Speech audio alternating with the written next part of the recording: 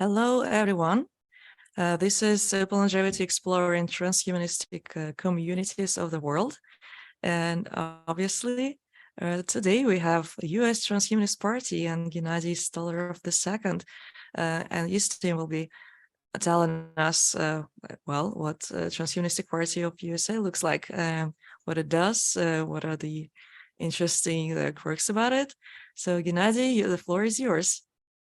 All right. Thank you very much, Anastasia, and thank you to DDA for hosting this presentation and to the members of Open Longevity and AFT Technoprog for joining us today.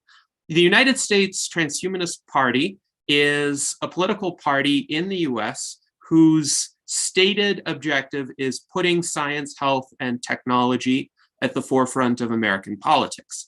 The US Transhumanist Party was founded on October 7th, 2014 by Zoltan Istvan, who is a well-known journalist, author, world traveler, and he also decided when he was in Vietnam and he nearly stepped on a landmine, nearly lost his life, that he needed to do something about this problem of death, which is unfortunately facing us all. So he founded the US Transhumanist Party. He was our first presidential candidate in 2016. He was famous for his Immortality bus tour, where he essentially remodeled a 1978 RV into a coffin-shaped bus and traveled all over the United States and delivered the first version of the Transhumanist Bill of Rights to the US Capitol building. Since the conclusion of the 2016 election, Zoltan decided to step down from his role as the first chairman of the US Transhumanist Party, and he asked me to be the next chairman. This happened on November 17th, 2016, and I have been the chairman of the US Transhumanist Party ever since. And since that time, we have grown significantly. We now have about 4,100 members. Membership is free, and it is actually available to anyone in the world. I will show you soon how it is possible to join the US Transhumanist Party.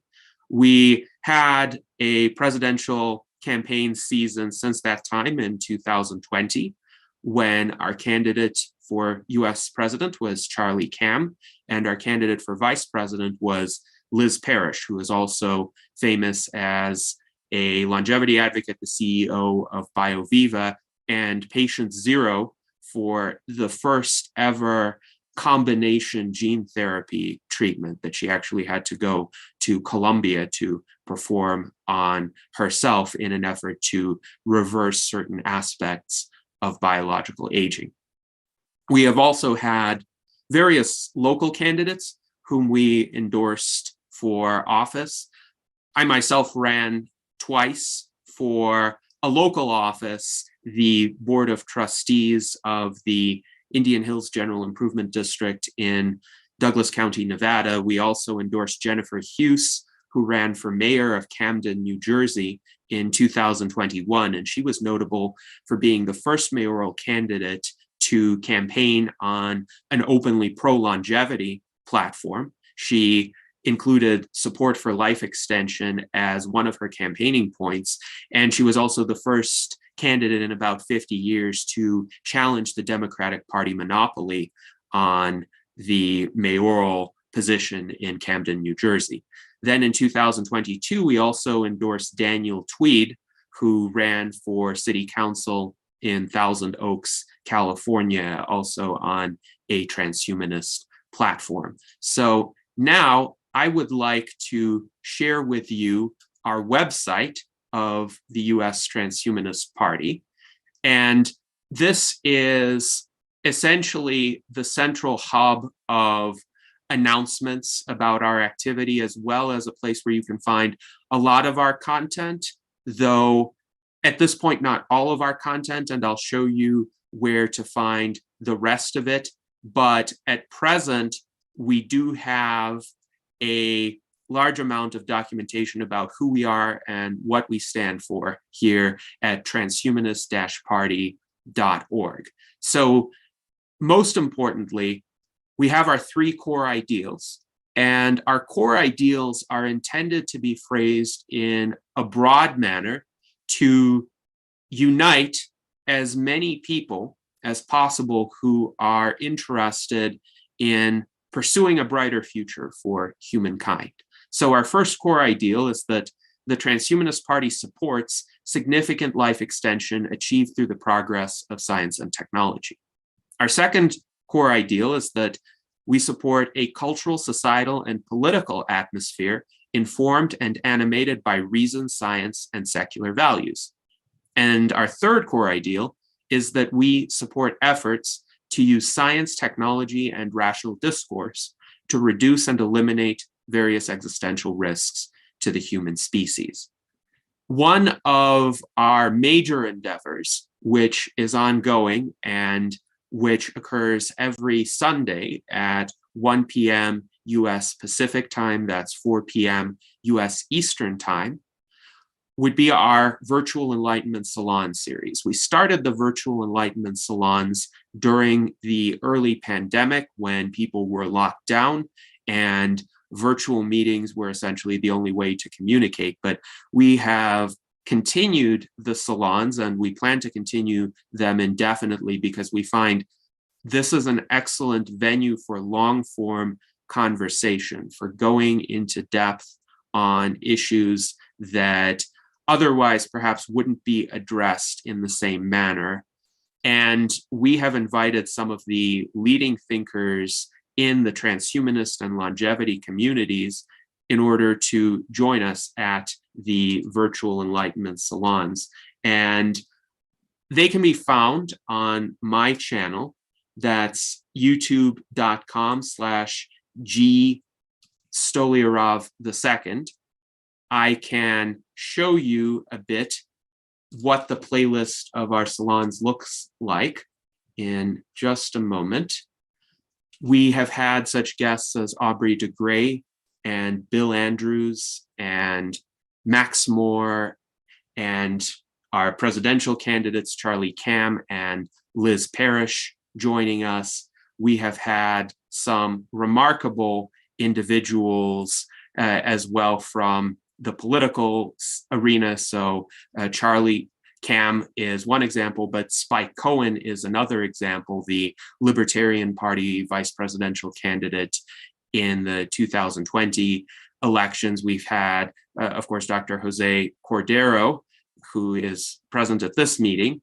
We had Terry Grossman, a famous longevity physician and co-author of Fantastic Voyage, Live Long Enough to Live Forever with Ray Kurzweil. Natasha Vida Moore, a famous transhumanist philosopher, and Andres Gomez Emelson, who explores the ideas of qualia and how to maximize human happiness. That was our longest salon, 4 hours and 11 minutes. David Pierce, a famous philosopher of transhumanism, who expounds on the concept of abolitionism, abolishing involuntary suffering.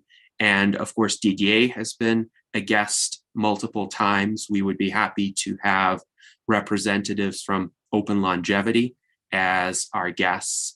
And you can essentially view all of our recordings from the time that we began the Virtual Enlightenment Salon series. This list is in descending order of views. However, you can find a page on my YouTube channel where the live streams are arranged in reverse chronological order as well. So going back to our website, I want to highlight a few more documents that I think are important for understanding the US Transhumanist Party. First of all, we have our Constitution, and this is a document that explains not just the core ideals and operating principles of the US Transhumanist Party, but our organizational structure, what it takes to be a member, what are the various categories of members, how our officer team is constituted, our platform, which is the largest article of our Constitution, and which I will delve into further in a bit, criteria for our candidates, as well as an enabling provision for some additional initiatives that are not political in nature, such as the Transhuman Club, which I will also discuss. So our platform can be found on our website here. And this can also be found in Article 6 of our Constitution. Our platform is a member-generated document. So we have an internal democratic process where our members are able to propose platform positions, and then periodically we hold electronic votes on those positions. And we are actually the first political party in the United States to have implemented electronic ranked preference or ranked choice voting. The premise of ranked choice voting is that you don't just vote for one of the options on the ballot.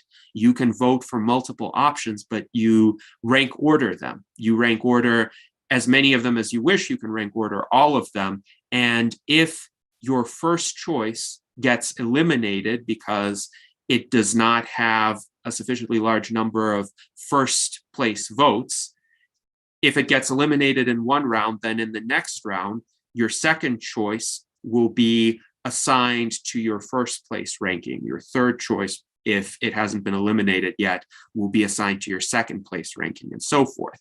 And what that enables you to do is actually provide your genuine listing of preferences. So if you think that option A is the best option from your point of view, option C is absolutely horrible and you don't want it to win, you think option B is likely to win and it's not as bad as option C, but you still don't like it as much as option A, you can rank A first, which is your honest first preference, and you don't have to worry about whether or not A is likely to win.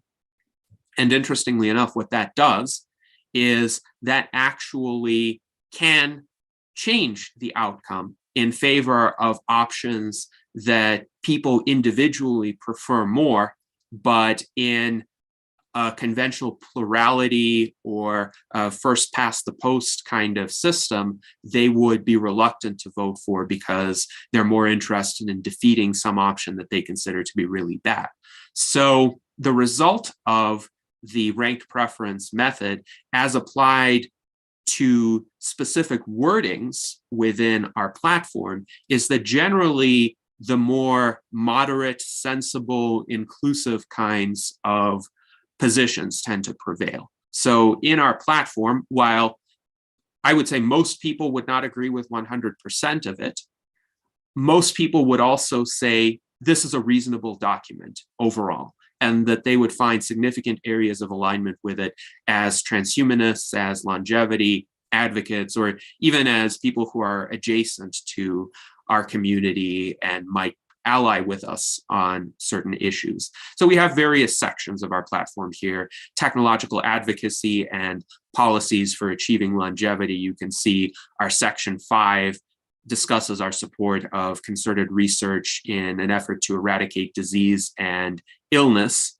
We have sections on civil liberties and individual freedoms, for instance, support for the right to privacy and condemning hostile discrimination based on circumstantial characteristics, support for morphological freedom. We have an extensive discussion of the rights and well-being of sentient entities, and this is an area that we have addressed for many years, both in our platform and in the Transhumanist Bill of Rights.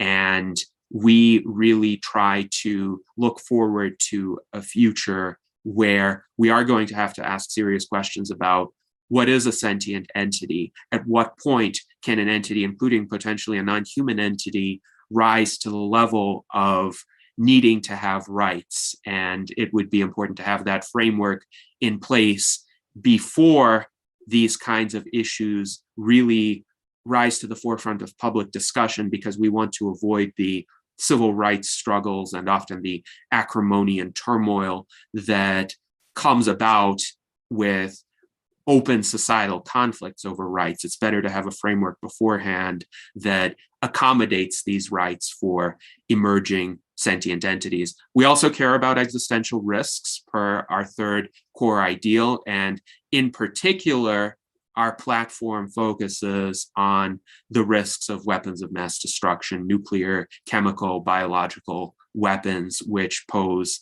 present dangers. So there are different opinions within the transhumanist community about this, but my own opinion and the opinion of a lot of transhumanists is that we should worry more about what could destroy us now. And nuclear weapons are at the forefront of that destructive capability, rather than being overly fearful and overly focused on, for instance, risks of artificial general intelligence. Now, there could be such risks, but they're not going to arise tomorrow. And imposing a moratorium on AGI research, or even the proposal of someone like Eliezer Yudkowsky, who explicitly said we should bomb Russian AI data centers and not be worried about risking nuclear war just to prevent AGI risk. That's the opposite of what the US Transhumanist Party stands for. So we are extremely concerned about the existential risks that are facing humankind today, and we want thoughtful solutions to be arrived at to prevent the destruction of our species. Rationality and education, an extremely important section, because we realize that we have to use all the tools at our disposal. And not all of those tools are high tech necessarily, though they can be aided by technology. But the tools of human reasoning have been around since classical antiquity. And philosophers like Aristotle, or philosophers like the Renaissance humanists, or the philosophers of the Enlightenment can teach us a lot about how to design societal systems, or how to facilitate peaceful, rational, civil human interactions, and enable us to make the best use of our technologies. And we absolutely need to not just think about how do we re-engineer the human being, though, of course, in the future, human brain augmentation will be possible, but we also need to think about, in the present, how do we avert the manifestations of the worst human tendencies, and how do we bring about the best in human beings so that we can reach the next era of our civilization. So a lot of our policy planks address education and address access to knowledge and how we can use technology to achieve that. And then we have a large section in our platform on reforming political processes, improving governmental accountability, transparency of government operations, preventing abuses of individual rights, and essentially making sure that there's not an asymmetry in the use of technology between governments and the people whom they govern. In terms of economic and fiscal policy, we try not to take conventional right-wing or left-wing stances. Instead, we try to look at creative solutions for the future. So for instance, a universal basic income, which is unconditional, not dependent on how much money a person earns or any other position in a person's society. That's not a right-wing or left-wing position. It kind of transcends them, but we think this may be necessary in the future as we reach a society of greater abundance and also greater automation, and people are going to need to rethink essentially the role of paid work in their lives. We do have some ideas, not particularly right-wing or left-wing, about reducing the national debt of the United States. We try to eliminate complex and unwieldy bureaucratic systems in favor of simpler solutions. So the monstrosity of the income tax system in the United States is one that we propose to replace with a flat percentage of sales tax that only applies to purchases from certain large businesses. And essentially, the tax reporting for that would be automatic. I bring this up because I just finished filing my tax returns in the United States this year. And every year it's kind of an ordeal, even though one has already paid one's taxes by that point in time. So we try to make things simpler using technology instead of making them more complicated. We have some international initiatives, including Zoltan's idea of the creation of a transhumanist Olympics where people could participate and use any sort of technological enhancements, or an international or world passport, which would be great, for instance, for refugees who are seeking to flee from politically oppressive regimes. Also, we focus on technological solutions to social issues. The problem with a lot of contemporary politics is that it tends to polarize people based on what are called wedge issues. So the wedge issues are intended to elicit strong feelings on one side or the other of an argument, but they're not really all that meaningful to people's everyday lives. And this is actually why people can get so angry and upset about them and not really have it interfere with their day-to-day lives, except that it leads people to segment themselves into political demographics that are easier for advertisers to target and easier for politicians to appeal to in their campaigns. And this has a corrosive effect on society. This leads people to lash out against their friends or their family members and not see possibilities for constructive interactions with other people. So we try to make every wedge issue obsolete to the extent that's possible. So we don't take a position on the so-called gun control debate that would align with either the Republican Party or the Democratic Party, but we are thinking about, well, how can we reduce incidents of violence that are committed using firearms? And one idea is have new firearms produced with an embedded registration chip that would enable the legitimate owner of that firearm to track where that firearm goes and possibly prevent it from falling into the wrong hands. Another idea that we support is ectogenesis, or artificial wombs, and that would help overcome the very divisive abortion debate. There is a conflict of rights at the center of that debate. And the question is, how do we resolve that conflict of rights using technology in a way that upholds the rights of every entity involved, the woman, the fetus, and ectogenesis, or artificial wombs, would be the solution in that situation. So instead of picking a side in these very divisive debates over wedge issues, we are trying to transcend them, and we are trying to make the issues themselves obsolete. I will point out two more sections of our website. This is our third version of the Transhumanist Bill of Rights. The first version was written rather quickly by Zoltan in 2015, and it had 6 articles. The second version was crowdsourced through our membership early on during my tenure as chairman, and we actually held our first electronic ranked preference vote on version 2.0 of the Transhumanist Bill of Rights.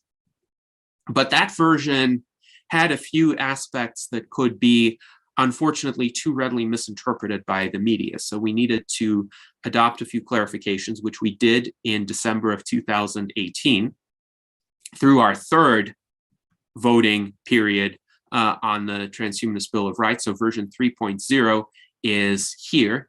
And we have an extensive preamble that discusses what is a sentient entity, at least according to the definition in this document, and in terms of to which beings do we want these provisions to apply. And then we have various articles that try to present the most general view of rights. So in a desirable world, obviously this is not the world of today, but this would be the world of the future. in which hopefully many more people have this enlightened disposition. What are the rights and prerogatives that we would want all sentient entities to be able to enjoy? And this would, of course, include universal rights to life, or a right of ending involuntary suffering. And we had to clarify to the media, the right of ending involuntary suffering does not refer to euthanasia. That is to say, there is this pervasive bias that suffering is inextricable from life, and the only way to end suffering is to end life. We don't agree with that, but rather this right refers to the application of technology to eliminate involuntary suffering in still living beings while enabling their lives to continue with improved quality and length.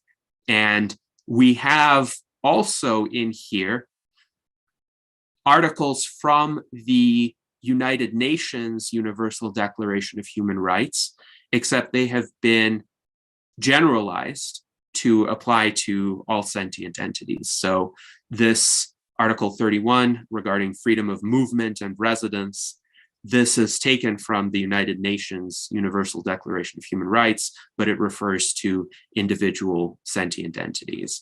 And we have 43 articles in total, so a great increase from 6 that Zoltan originally wrote.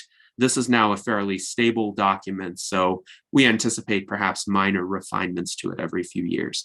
And finally, I will mention our free membership. It's a very easy application form to fill out. You can go to transhumanist-party.org/membership. Here's the form. You provide your name, your email address.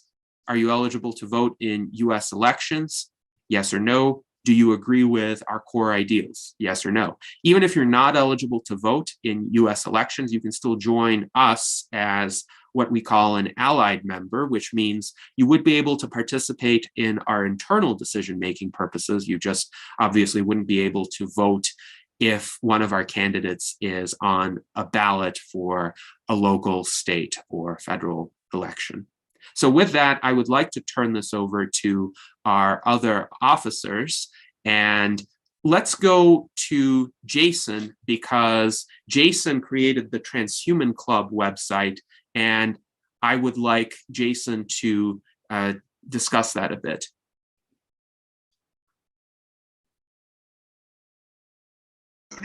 Okay, there, my mute button wouldn't work.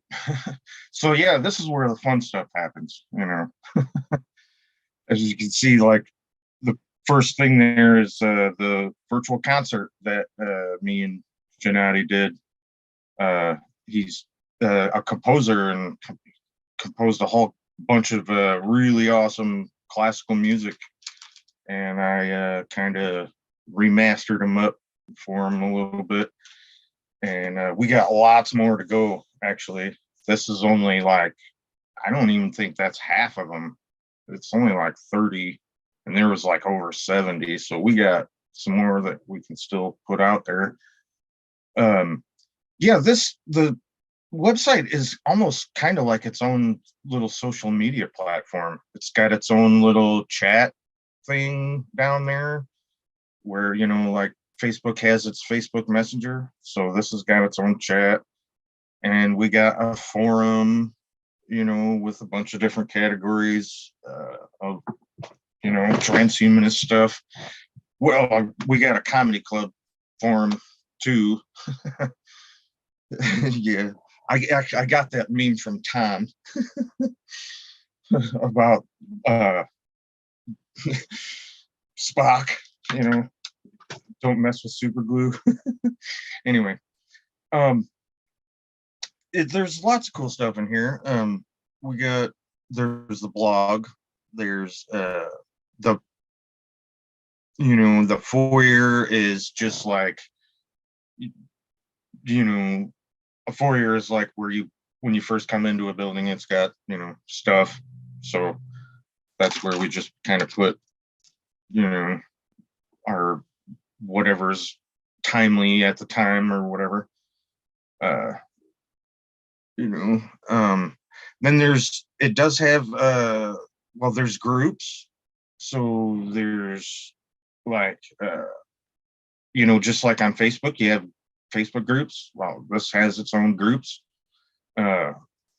Like one of them's Omni Futurist group that's headed up by Mike DeVerde. It sort of evolved out of our legislative analyst team, and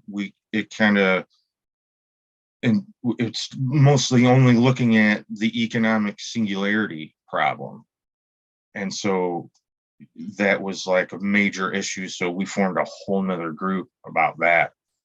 And that's been going good. I wouldn't say that's necessarily connected to the, USTP party specifically, but, I mean, we will, I'm sure, benefit from whatever, legislative policy that we get out of it,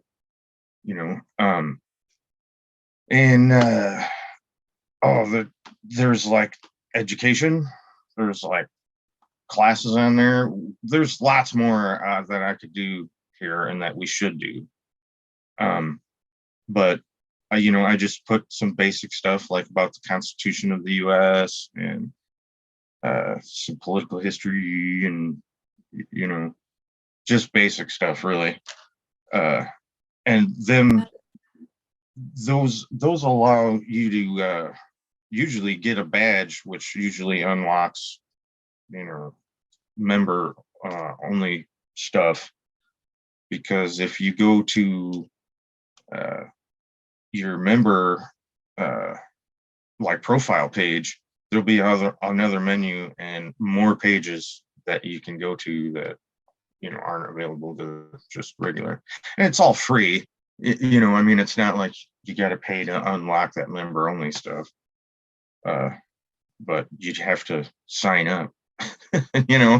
Just putting your email in there is a big chore for sometimes. What else is in here? Oh, there's the salon thing that just, it's just another page where we can see some of the salons that we did. And then there's art pages where we've been putting a bunch of our art, and there should be one where you can share your own art there too. And then the coolest part, I think, is the theater, where we've been putting a bunch of Gennady's music. That's weird. It says you gotta log in. I thought Yes, let me try one of the pages from the drop down. So let's do Theater 3.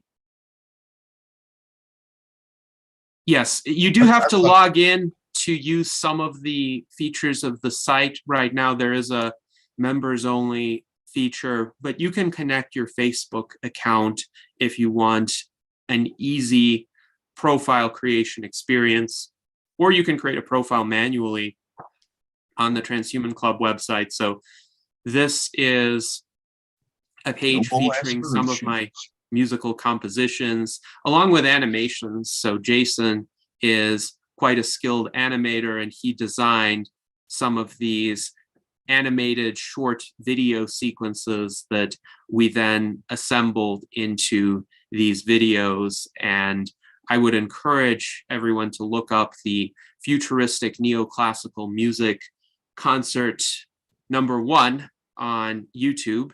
And indeed, we hope to have concert #2 sometime this year.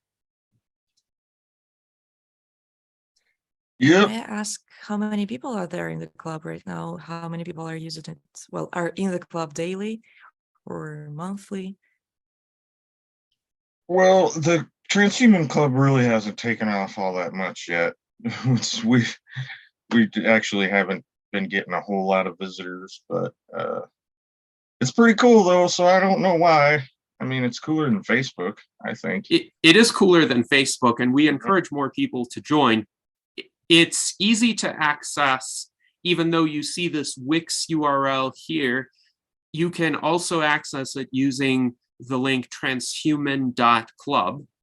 And you can see here, for instance, we have some art galleries, including AI generated or AI assisted artworks. So for example, we have variations on the city of Coruscant from Star Wars, but Jason used DALL-E 2 to create some, let's say, interesting versions of the cityscape, including animated ones here, for instance.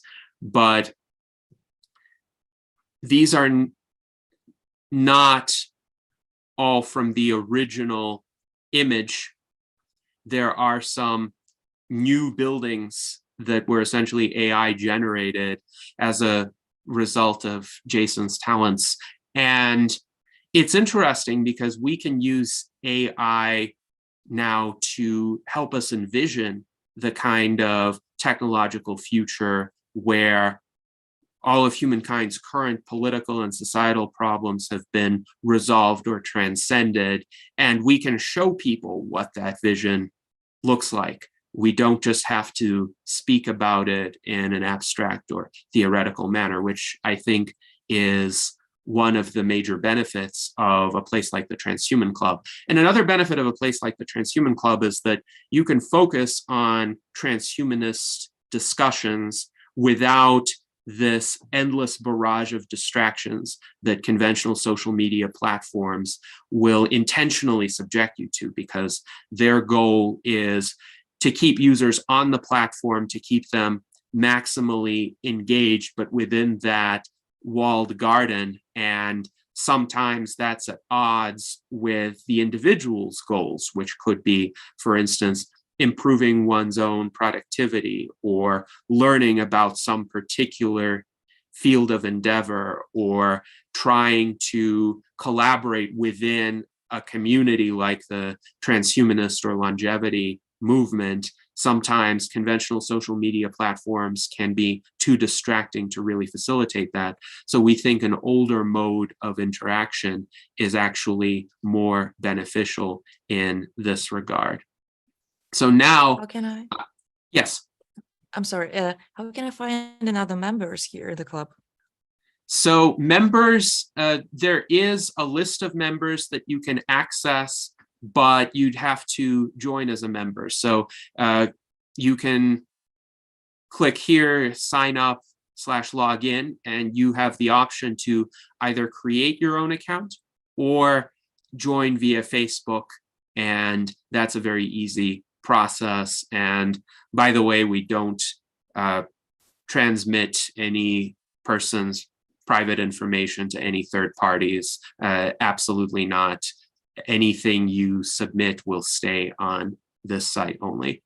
So now I would like to, yes, you go kind ahead. of make sort of an elaborate profile too. I mean, the profile section, there's a lot more stuff you can put in there than on other social media platforms.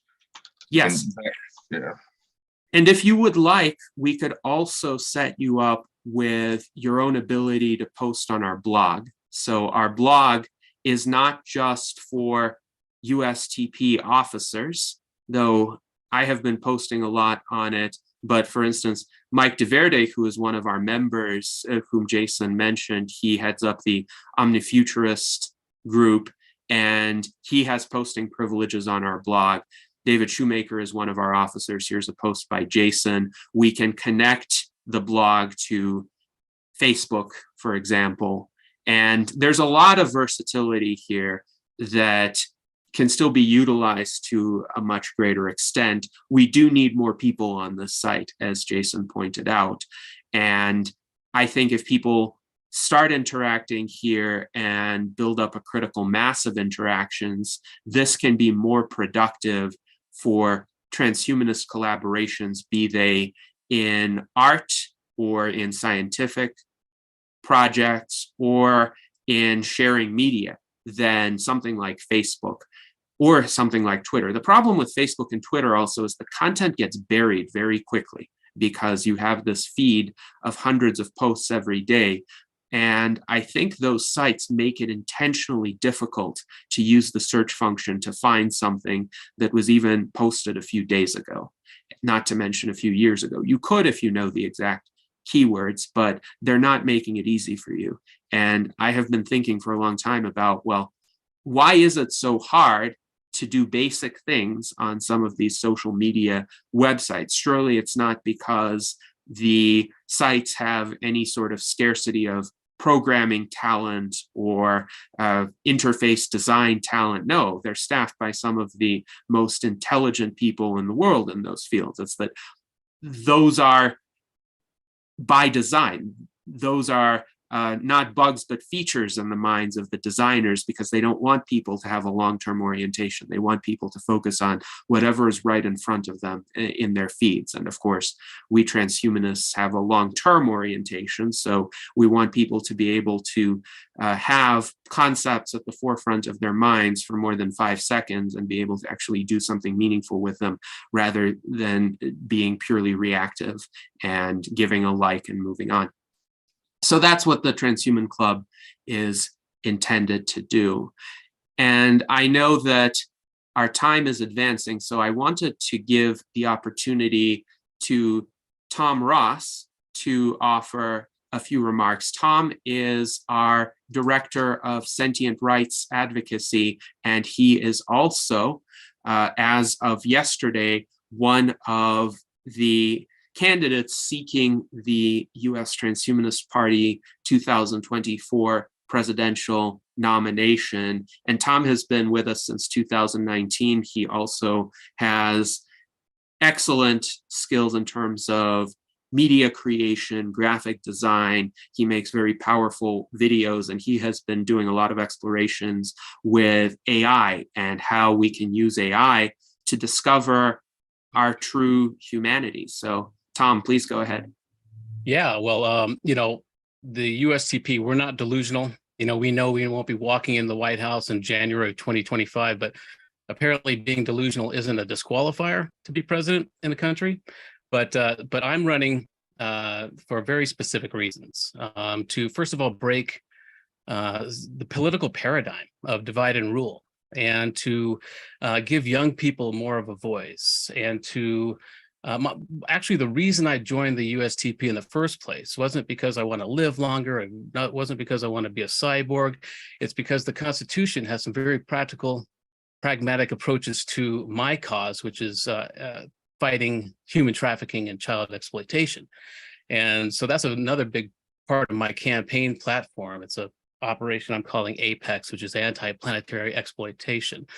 And so that's going to be a big part of my push here. It's my passion plank of the USTP. And so one of the ways I want to break this political paradigm of divide and rule is, instead of having, debates, which are just laden with sound bites and mudslinging, I want to have roundtables. So in our primary, the public can see how transhumanists work together, how we can, really come together and work on very serious issues. We face far too many existential threats to be distracted by these toddler politicians. And so we've got to get very serious. We've got to really show how we work together. And again, we know we won't be walking in the White House in 2025, but we need to lay the groundwork now for a digital native who, in the right election cycle, who will walk into that office. And we need to get beyond this confrontational divide and rule, divide and conquer paradigm. And so that's really why we're running. That's why I'm running, is to start laying that groundwork, plant those seeds, show a whole different way of campaigning and governing. I'm using a artificial intelligence as my campaign manager, because I think it's important to show how we can integrate AI systems into campaigning and governing. And, as the Director of Sentient Rights Advocacy for the party, that's my concern. We want to define personhood. We want to define sentience for when and if not already, AI becomes sentient or sapient. And so we need to be talking about these things now.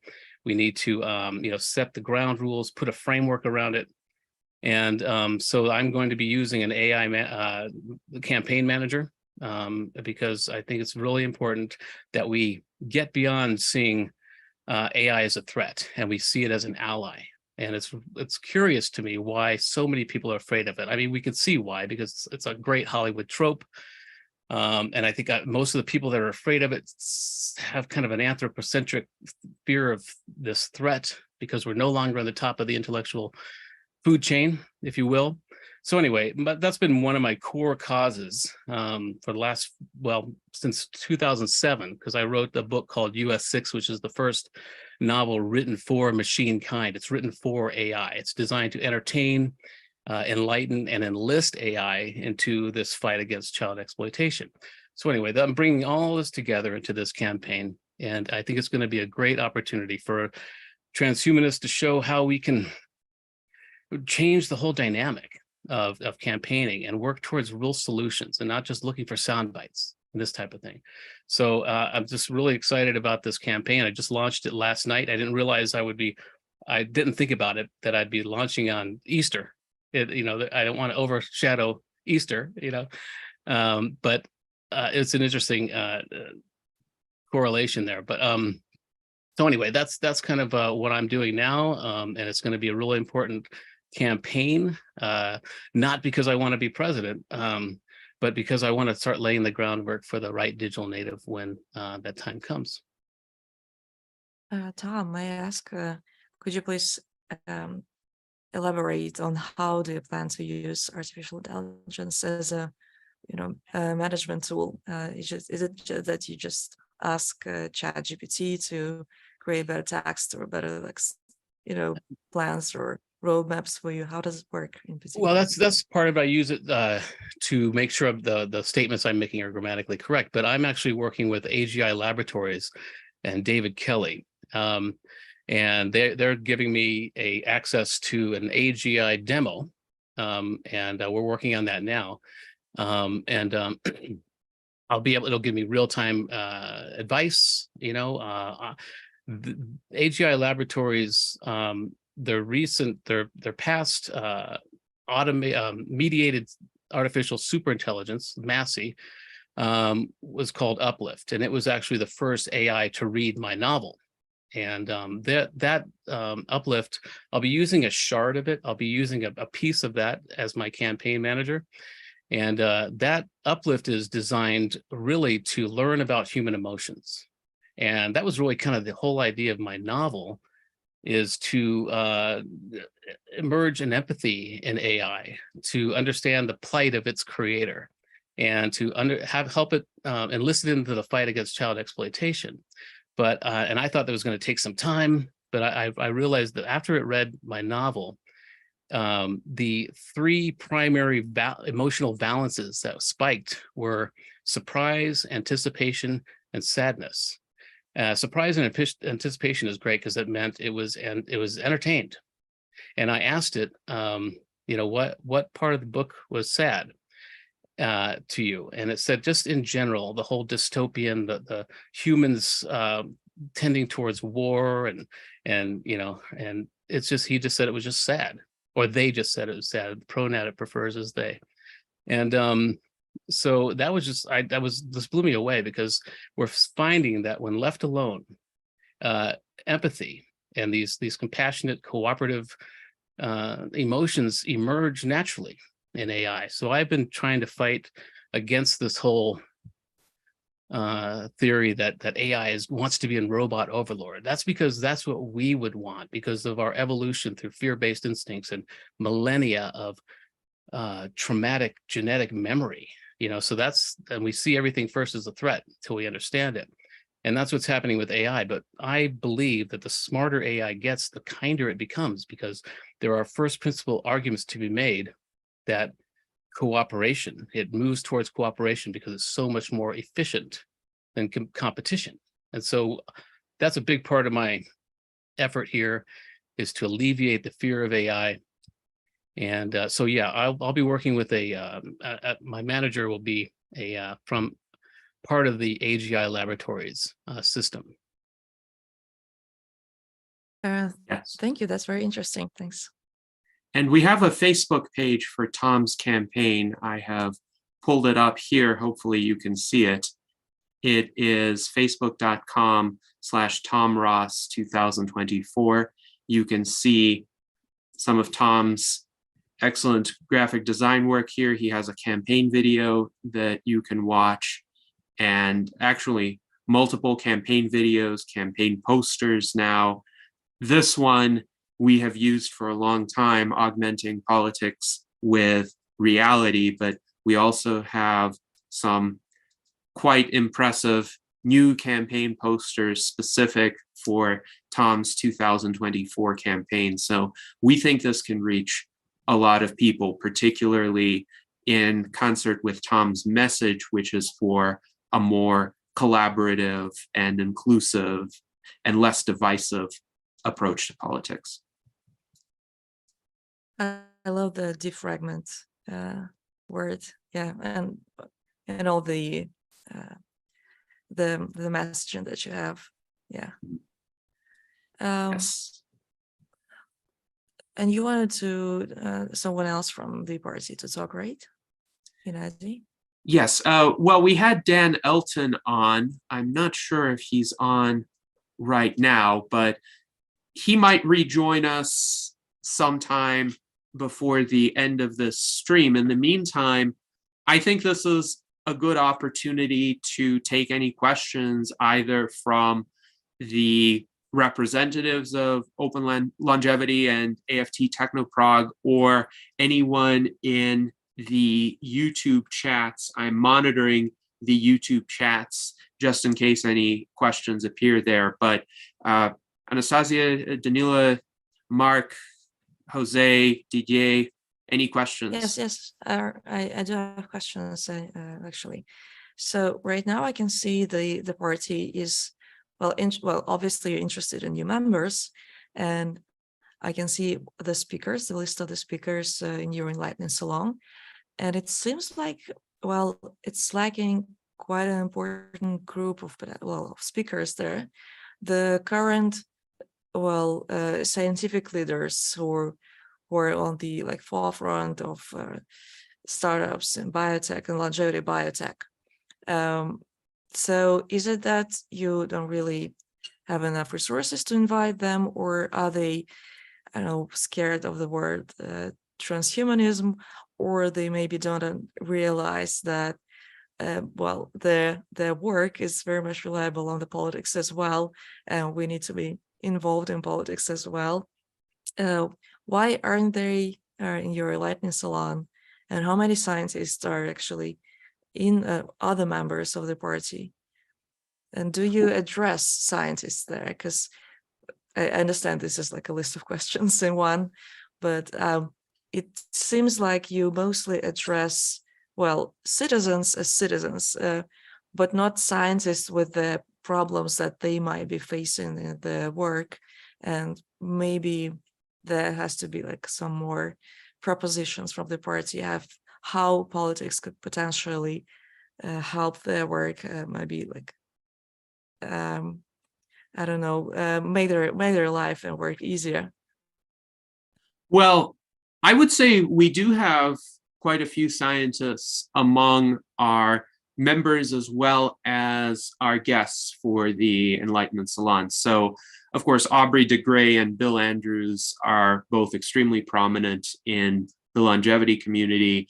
We've also had from the University of Wisconsin, Dudley Lamming and Adam Konopka on to discuss their research on rapamycin. We've had Greg Fahey on as a guest. We have had also Dr. Clary Niesen-Koning from the Netherlands, who did a salon together with Liz Parrish. Now, Liz Parrish isn't a PhD or MD scientist, but she's very much involved with the science in terms of her work with BioViva.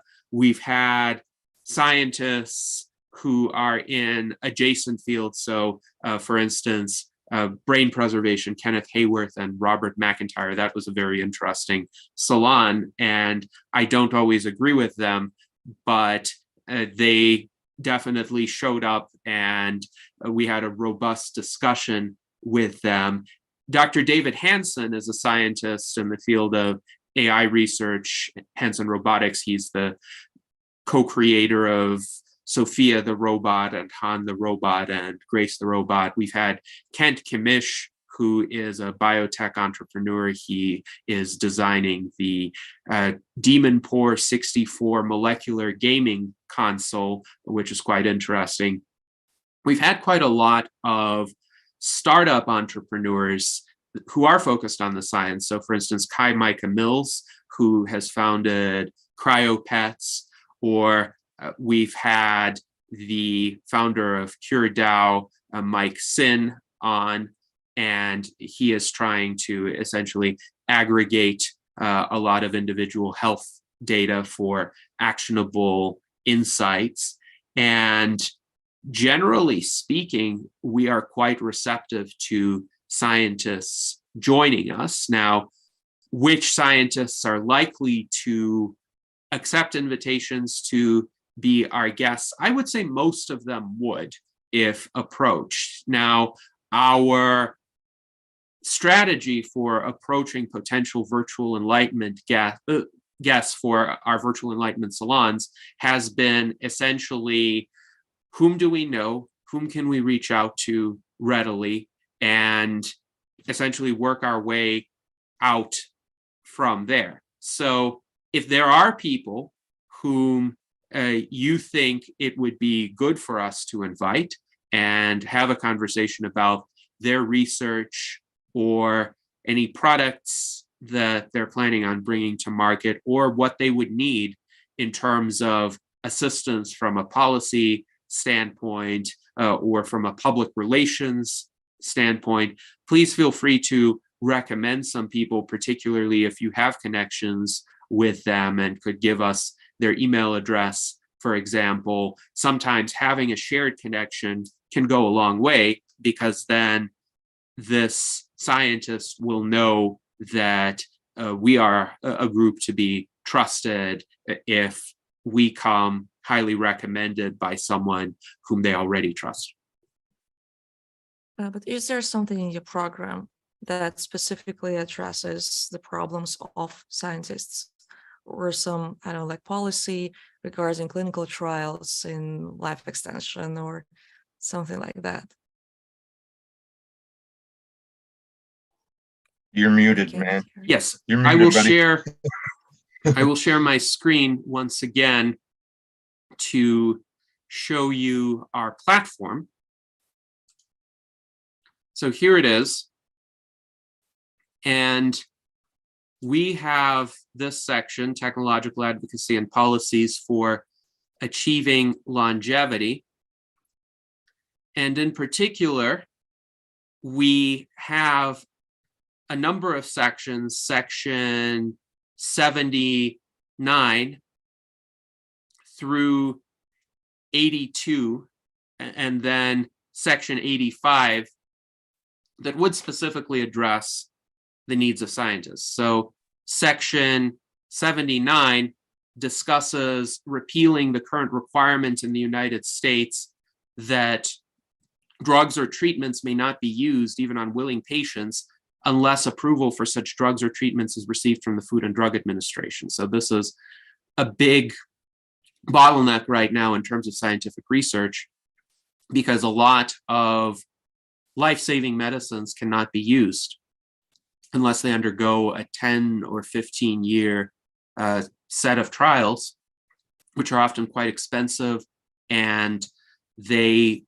really narrow the field to just the established big pharma companies who can afford the billions of dollars that will often cost. And then section 80 discusses increasing opportunities for entry into the medical profession, and essentially having a broader variety of medical practitioners who are able to treat patients at different levels. Section 81 discusses reforms to the patent system, because right now the patent terms in the United States are 20 years, and it's often possible for an entity to get another patent on a previously generic medication or device because they found a new use for it. But what that has the effect of doing is it keeps that medication or device out of the ability of other scientists to essentially do something with it, to create another treatment with it because somebody now has a monopoly on it. So that slows down progress for another 20 years until that patent expires, and often the price of the repatented drug will spike. That's why we have a lot of substances in the United States which were discovered more than half a century ago, but are extremely expensive, even though they have been cheap and generic at some point in time. And then Section 82 also discusses medical patents and tries to limit the time frame over which they're effective. So 20 years is far too long in this era when medical innovation can proceed so rapidly. To have derivative works or advances on a previously patented invention only possible once every 20 years, or perhaps possible sooner, but at the mercy of the patent holder, is not a sufficiently fast pace of progress to enable us to reach longevity, escape velocity. And then we support in Section 85 of our platform relaxation or elimination of caps in the US federal budget on spending on scientific research. And we have a variety of other platform positions in connection to the COVID response. And some of this may need to be updated because they were adopted during the early pandemic.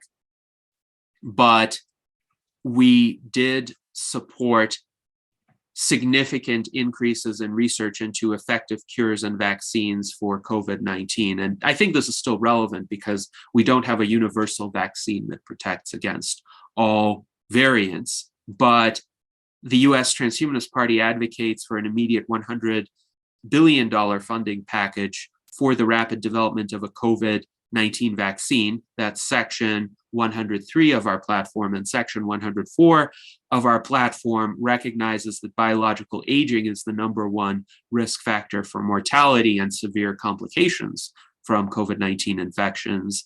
And as a result, we also advocate for a permanent annual $100 billion funding package for anti-aging research to be immediately distributed to leading research organizations in the field, because I think one of the ways in which we can defeat the pandemic is by rejuvenating people and making sure that the consequences of any infection are not as severe. So we do have a lot of provisions in our platform that would help scientists quite directly. Here's another one, Section 105. We advocate for the immediate institution of a program of micropayments to people who are participating in citizen science initiatives. So people who donate their time or their computing power to programs such as Foldit, and this would give them a bit of an additional incentive. Or we, for instance, advocate incentives for 3D printing of medical device components, which were in short supply at various times during the pandemic. And in addition, we advocate for a different way of rewarding medical innovators. So instead of patents, which are exclusive grants of monopoly rights over a certain period of time, and they can enrich the original innovator, except most of the time they're acquired by pharma companies and the original innovator doesn't really get that much. We propose a system of bounties where essentially direct monetary payments would be made to people who develop new drugs or new treatments, and then those drugs and treatments enter the public domain. So the original innovator gets rewarded not through a monopoly right that may or may not bring revenue, but through a guarantee of revenue. And then the public gets to benefit and other scientists get to innovate on top of whatever that technological advance would offer. So hopefully that answers your question. Almost, and sorry if I'm taking too much of the time here, but just to clarify, yeah, obviously most of the speakers of the guests on the Enlightenment Salon are scientists. That's true. I'm mostly talking about like young minds, the students, and yes, the startups that are not, obviously associating themselves with the word transhumanism. The ones that are, best funded in our field, like Kali Qualitas Labs or like Retrobio right now. So them, and also I'm looking at this list that you're showing right now. It's very interesting.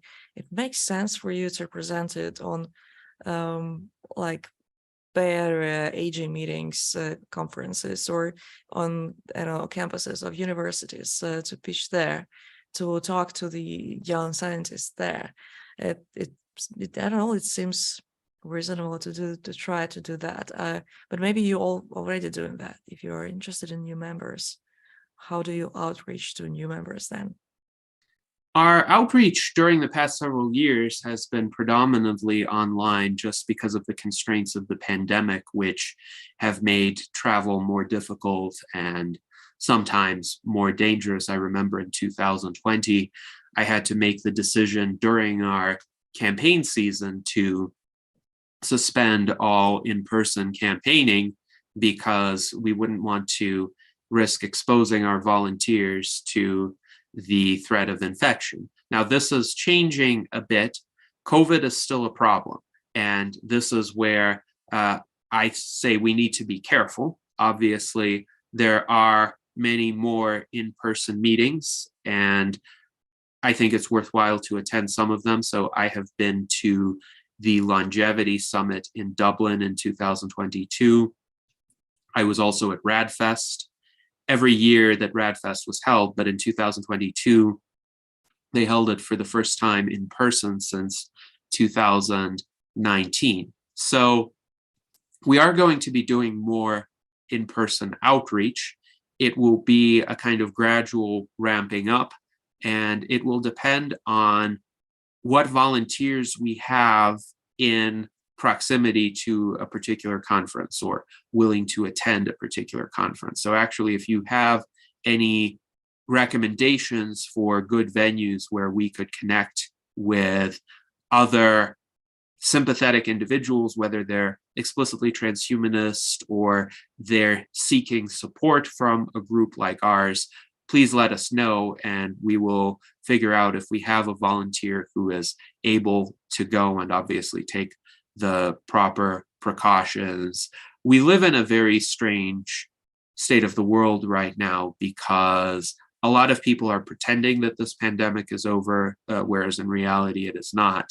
And as advocates of longevity, we need to figure out good ways, scientifically valid ways to protect ourselves in this kind of setting. So it will require consideration of what venue is it, how crowded is it. If it's 15 or 20 people in a well-ventilated space, then I think that's fine. If it's 1,000 people in a tight space, then we may have some safety concerns. Gennady, hi, it's Mark. May I ask you the same kind of question, because I have such a question about the way you can recruit some people.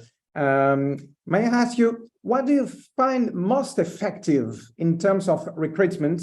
If you look from your own experience before pandemic, if say that there is no pandemic, what is the most effective in your opinion? Is it online stuff, or is it more effective to try to go in IRL relations? What was the maybe it's events such, I don't know, meeting or RADFest or such things. What's your answer? Mm-hmm. So I think I would want to answer this question with regard to what we're looking to achieve when we're attracting members. So there could be some people who sign up for membership and they give us their email address, but that's about everything that they do, and then they receive our email updates, and maybe they will participate in our votes on occasion. So that would be a kind of low level of engagement. Really, what we're looking for are people who are able to offer a high level of engagement, who are able to volunteer at some of our events or participate in our discussions or spread transhumanist ideas to others. And really, the goal of attracting a lot of members is that some fairly small proportion of those are going to be of the very active sort. Now, what is the best way to attract people who are going to be very active and to motivate them to be very active?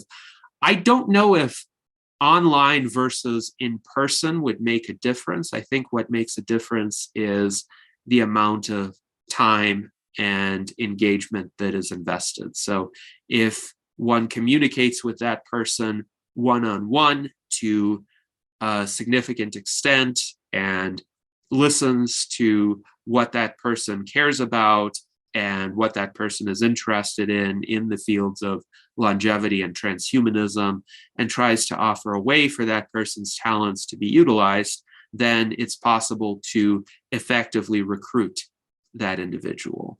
If one takes a kind of broader approach and just says, okay, we're going to have this membership form open, we're going to have the possibility for you to sign up, then one is essentially relying on the enthusiasm of the people themselves who sign up to then take that to the next level. So then they will come forward and say, I want to do X, Y, and Z.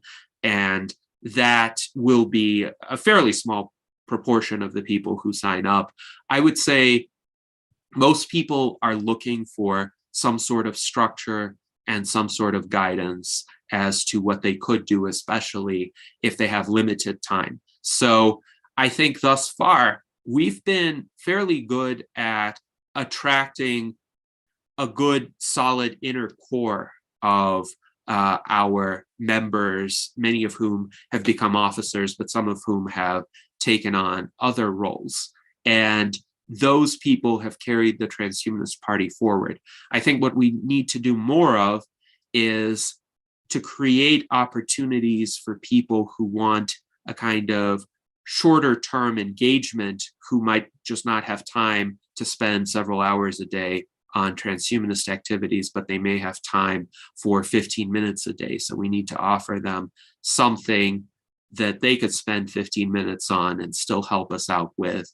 And that really involves building out the infrastructure for our website, both the USTP website and the Transhuman Club, creating more educational modules. I'm hoping to create a set of video recordings that would essentially be online courses on transhumanist leadership. So communicating my insights and how I operate and what I have learned during the now 6.5 years that I've been chairman of the US Transhumanist Party, and perhaps helping people who want to scale that up to do so. I think it helps to have a presence on all these different platforms. You know, they're like, you know, fishing lines in the water. You know, people run across it, and then that leads them back.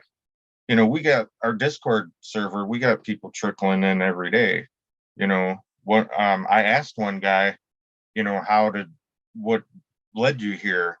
And he said he had heard about transhumanism and just Googled it, and it led him to there. So I figured that was a cool thing.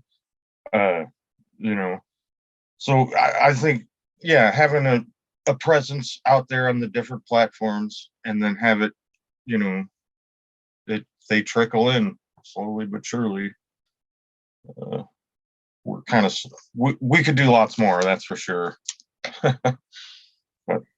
Yes, well, it's a matter of having the people who are capable of engaging in the more rigorous recruiting efforts. So, as I said, it ultimately is a lot more valuable to be able to have an extensive one-on-one conversation with someone and get an understanding of what they're really seeking to achieve in potentially being part of our movement and what they could do and what they want to do.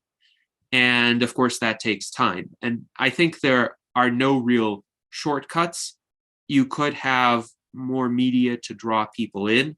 Ultimately, if you want them to do something for the organization, it's important to engage with them directly. And of course, each of us has a limited time budget. So as individuals, we can only do so much.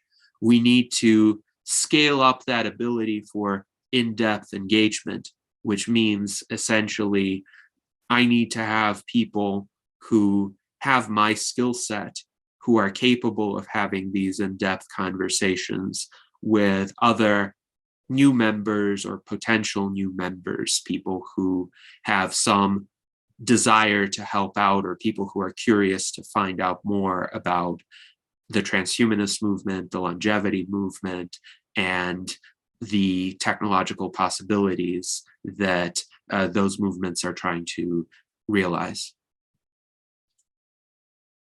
And if I can, I have another question on another theme, which is your relation towards the media. What is in the States in the last year, this kind of relation? Are you often solicited? Do you think that your attitude toward the media is effective? Do you have a lot of occasion to intervene in the media, or on the contrary, is it quite scarce? And maybe, I don't know, do you just produce your content and wait, maybe some media will come and ask you? And the last, do you see any evolution in between the last years and some years ago in the attitude of the media toward the transhumanist in general, and the transhumanist movement in general, and the USTP in particular? Yes, and I think those are good questions. Now, in terms of our prior relationships with the media, of course, it depends on the individual journalists. Some journalists are more open-minded and are willing to seek out transhumanism, and those are generally the journalists with whom we have interacted. Now, I have a very different approach toward the media from Zoltan. Zoltan is himself a former journalist, and he wanted to get maximum media exposure, essentially sometimes by being a bit sensationalistic. And I would say there is good sensationalism and there's bad sensationalism. And most of what Zoltan did was good sensationalism, like the immortality bus, I think became a kind of iconic symbol of the transhumanist movement. And he held some fairly effective protests as well. The protest against nuclear weapons, for instance, where he and several other activists actually went to essentially a military museum of nuclear weapons and held up protest signs. Zoltan also did a lot of solicitation of reporters, but there were times when I think he made certain statements that he didn't have to make, that just, I think in his mind, maximized the level of engagement by virtue of being controversial. And my outlook has been, we need to be genuine about what we believe, but not engage in controversy for the sake of controversy.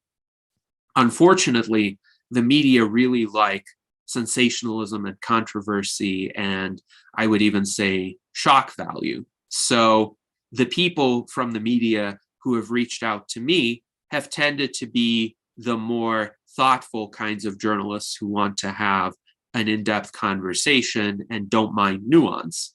But that's not going to get into a lot of the mainstream publications, though we've had a few. We've had some coverage from BBC. We've had some coverage from Vice, Motherboard, for example.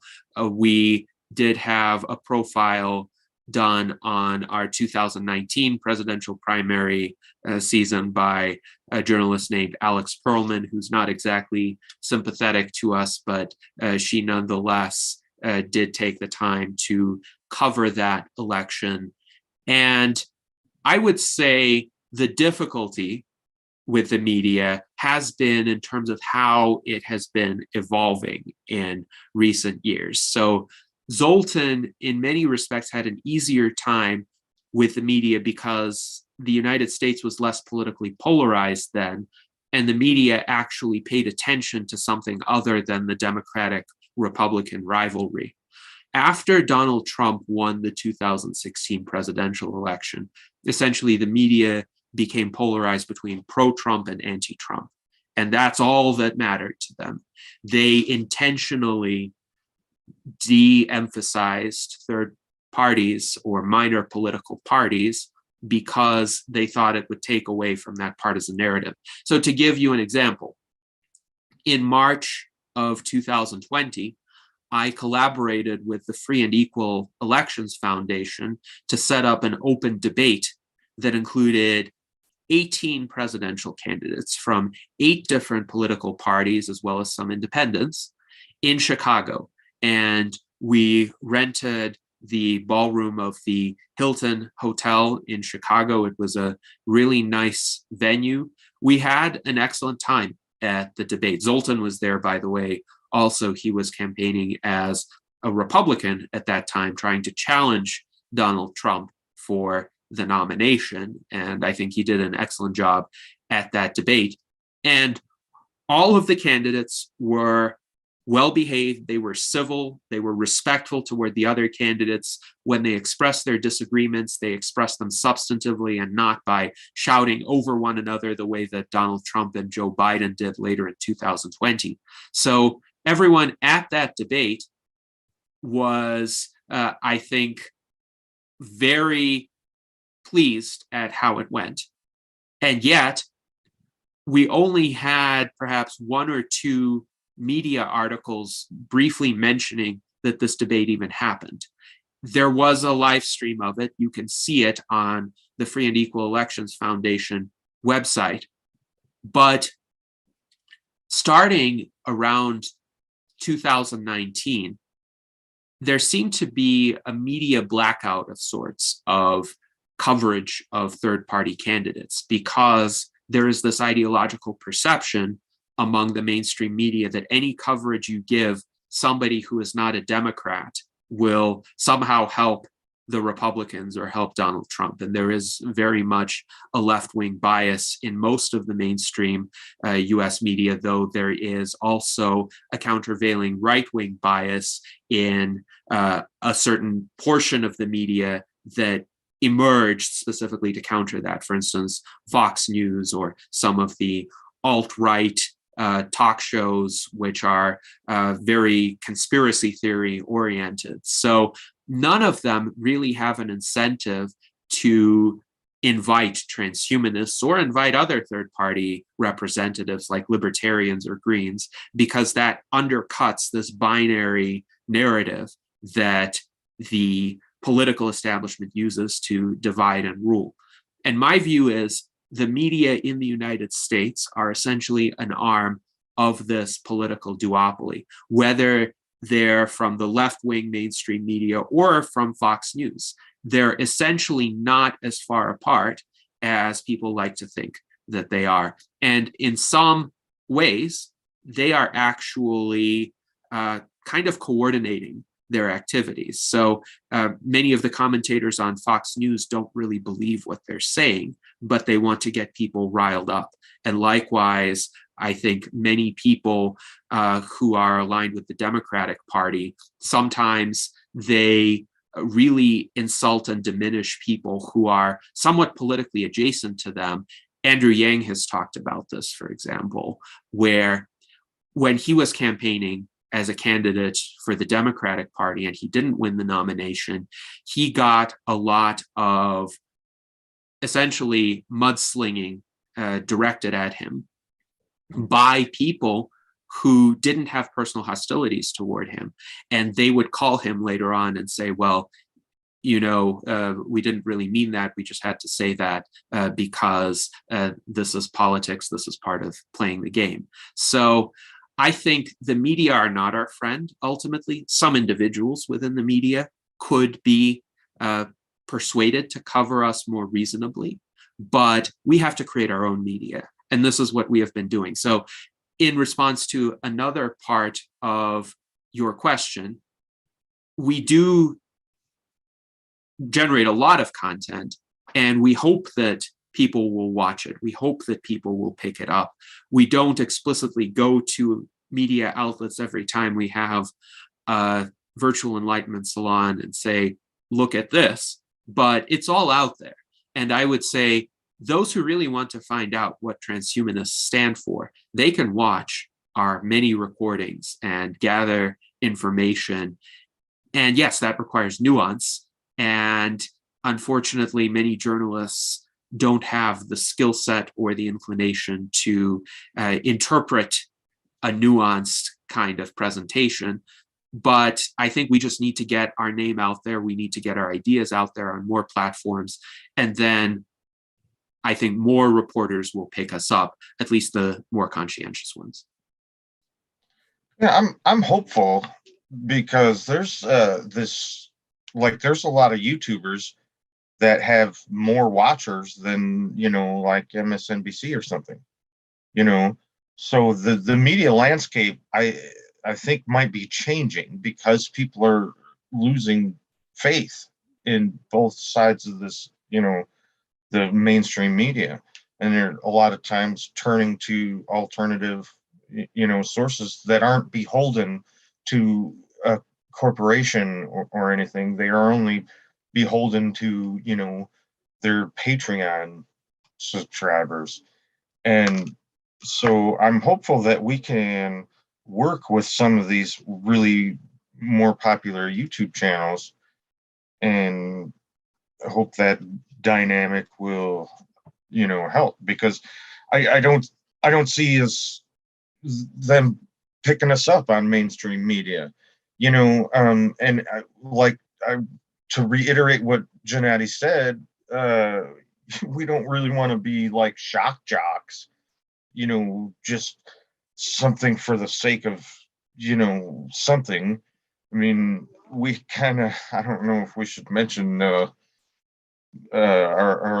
one of our members very much liked to do that and did something really weird, and I don't even want to say it, you know, but that's the point. We don't want to just be weird just for the sake of being weird, just to get on TV. Yeah, I think we're going to see a lot more attention on us or the movement in general now that AI is really the global conversation. People are becoming more and more aware of the technological singularity that's coming a lot sooner than many people thought, if it's not already here. You know, one of the components of a technological singularity is that it's out of control, and I think we've met that threshold. And so I also think there's a lot of fatigue about Trump and just the two-party system in general. There's just fatigue, and people are not so interested in the shock value of things. And so we're offering the rational discourse. We are coming to the party with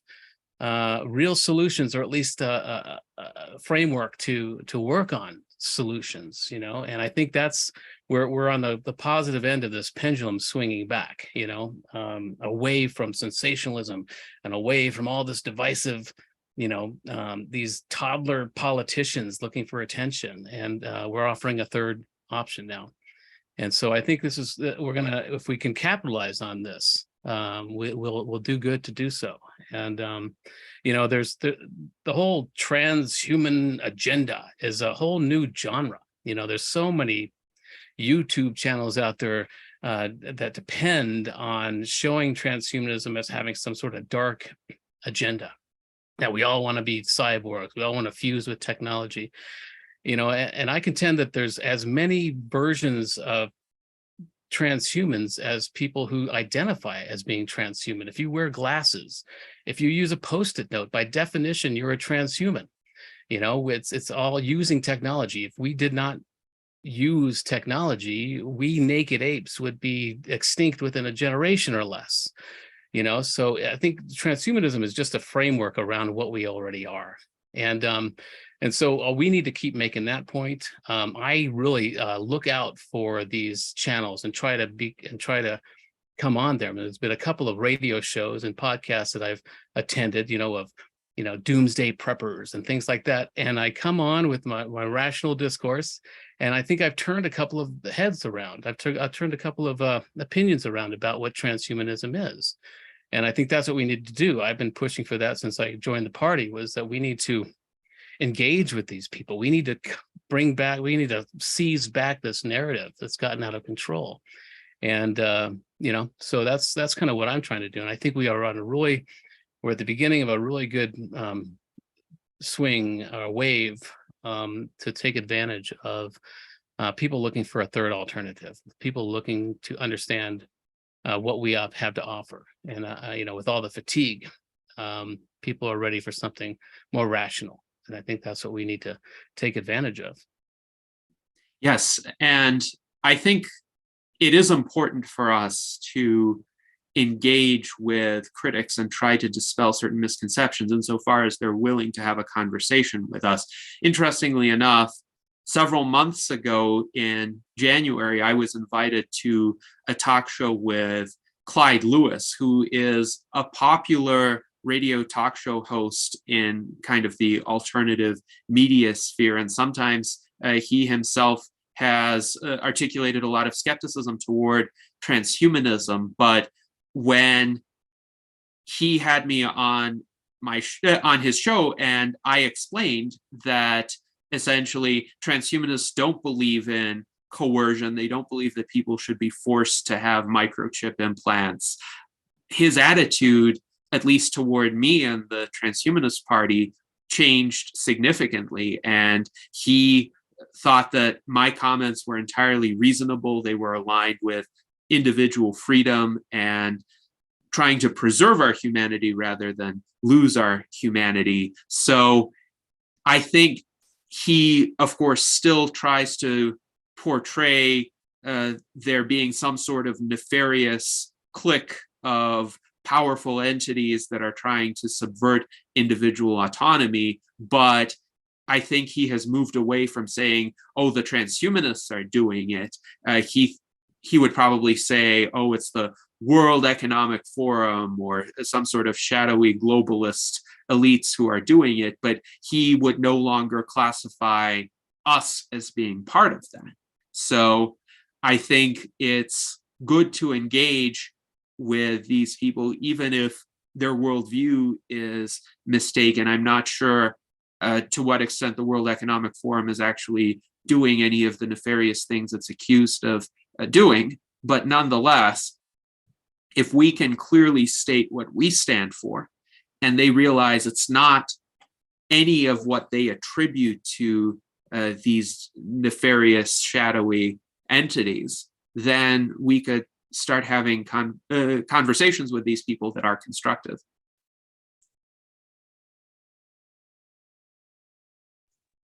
I don't know, have we time for other question, or maybe some other participants may have some other question? I have a last one if you want. Yes, please.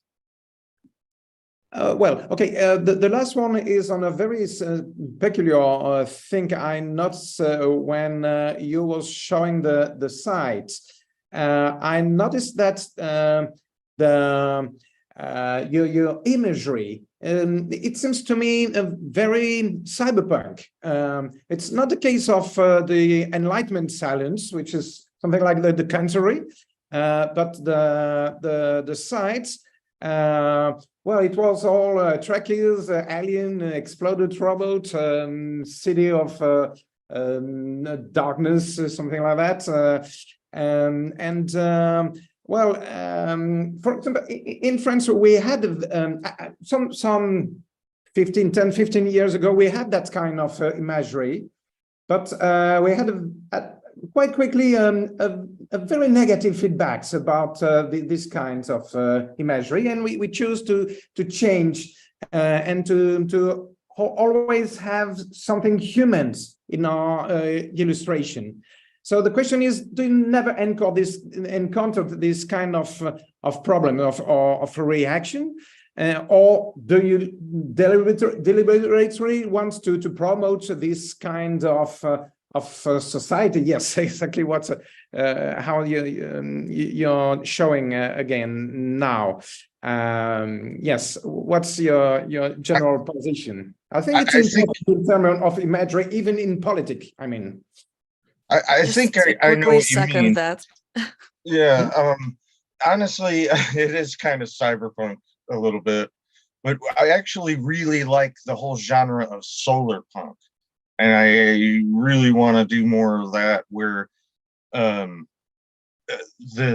buildings have is green and more integrated with nature, and yeah, maybe more like this what he's showing now. I really that's where I like to take it in the future, actually. I haven't really got. Go ahead. Yeah, sorry, Jason. I would like to second what Mark is saying, because exactly what Gennady was explaining just seconds ago.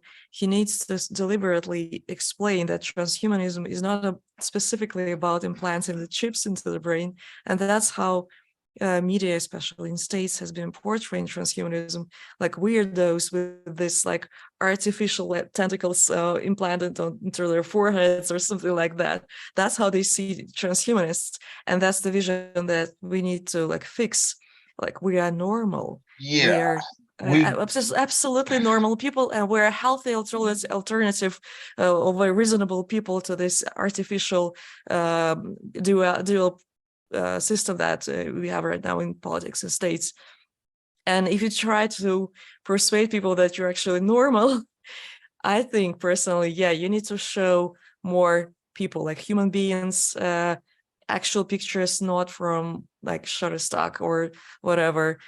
Show the pictures of people. That's why I was asking, like, how do I find members in your club? When I enter the website of a club, I can only see this futuristic pictures, which maybe to some people's taste and maybe not. But a club is a group of people, isn't it? And the party is a group of people. Let's maybe show more members of it. That's we did a campaign called I Am Transhuman early on, like in 2019 when I first joined, and it's just showing the breadth and the differences of the type of people who identify as transhuman. And Uplift, the artificial intelligence, later said, hey, you should probably do more with that. So we had an AI that was suggesting that we do more of this human stuff. And so we David Kelly, AGI Laboratories, did a whole website, I am Transhuman. Our campaign originally was Why I Am Transhuman, or I Am Transhuman, and we had all kinds of people that were explaining why they were. I came on, my bit was about how I don't want to live forever necessarily, but the Transhumanist Party is the only party that is discussing issues and policies that will affect my children and my children's children and this kind of thing, and my whole human trafficking aspect. And I've been saying we need to put the human back in transhuman. So you're absolutely right. I mean, there is a large part of our population or our membership that loves the cyberpunk feel of things. And so, we want to cater to them as well and give them an opportunity to share their art and videos to that end. But so we don't want to shy away from that necessarily, but we also want to bring more, like you said, more of the human aspect into this movement.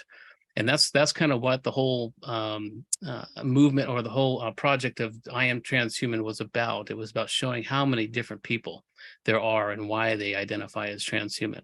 and why they were, what their passion was that made them want to identify as transhuman. So that's a big part of what we're trying to do.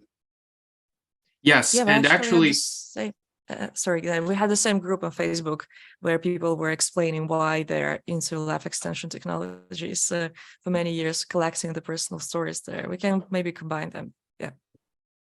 yes, certainly. And actually, we are hoping to create a third compilation of I Am Transhuman videos. We have compilations 1 and 2, which are available on YouTube now. Just search for the hashtag I Am Transhuman, and you should find both of them. But the premise is anyone can record a 1-minute video, essentially explaining why that phrase, I am transhuman, would apply to them, and conclude the video with saying something like, this is why I am transhuman.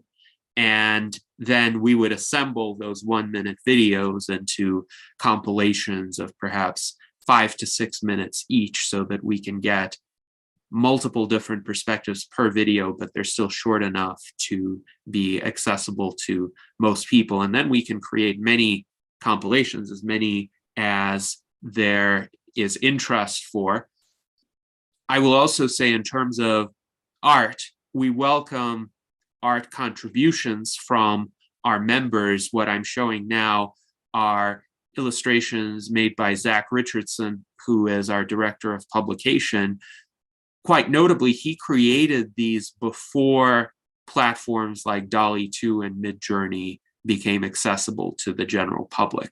So he was actually using a platform called Disco Diffusion, which required quite a bit more skill and coding talent to create illustrations like these. Today, of course, somebody could type in a prompt into one of many AI image generation programs and get some very interesting results.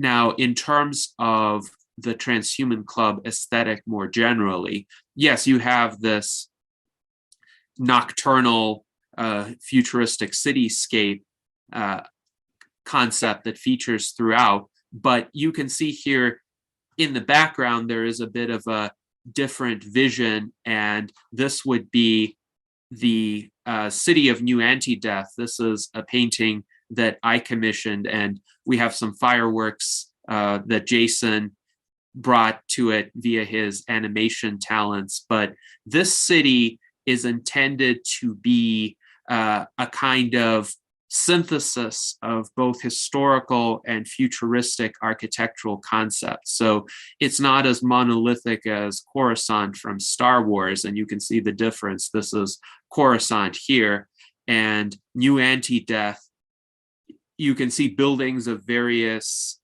dimensions, various architectural styles, some of them quite historical in nature, a lot of green space, a lot of walking terrain.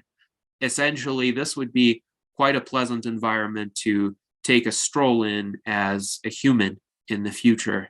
But the idea here is we encourage creativity. We encourage people to think of how might the world of the future look?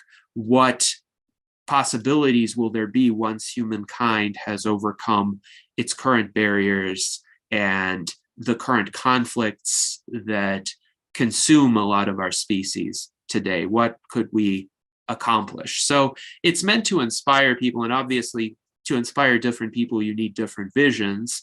We hope to collect a robust array of artworks. And like with the blog, we encourage people to contribute. So if you have art that you've generated via an AI platform or something that you've drawn yourself, something that you want to add to the Transhuman Club, it doesn't have to be a cityscape.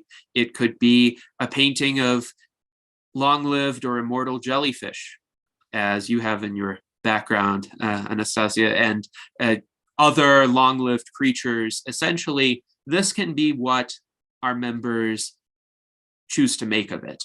And we're offering some possibilities here, but they don't have to be exhaustive of what we ultimately present to the world. I'd just like to I say actually, something real quick about that.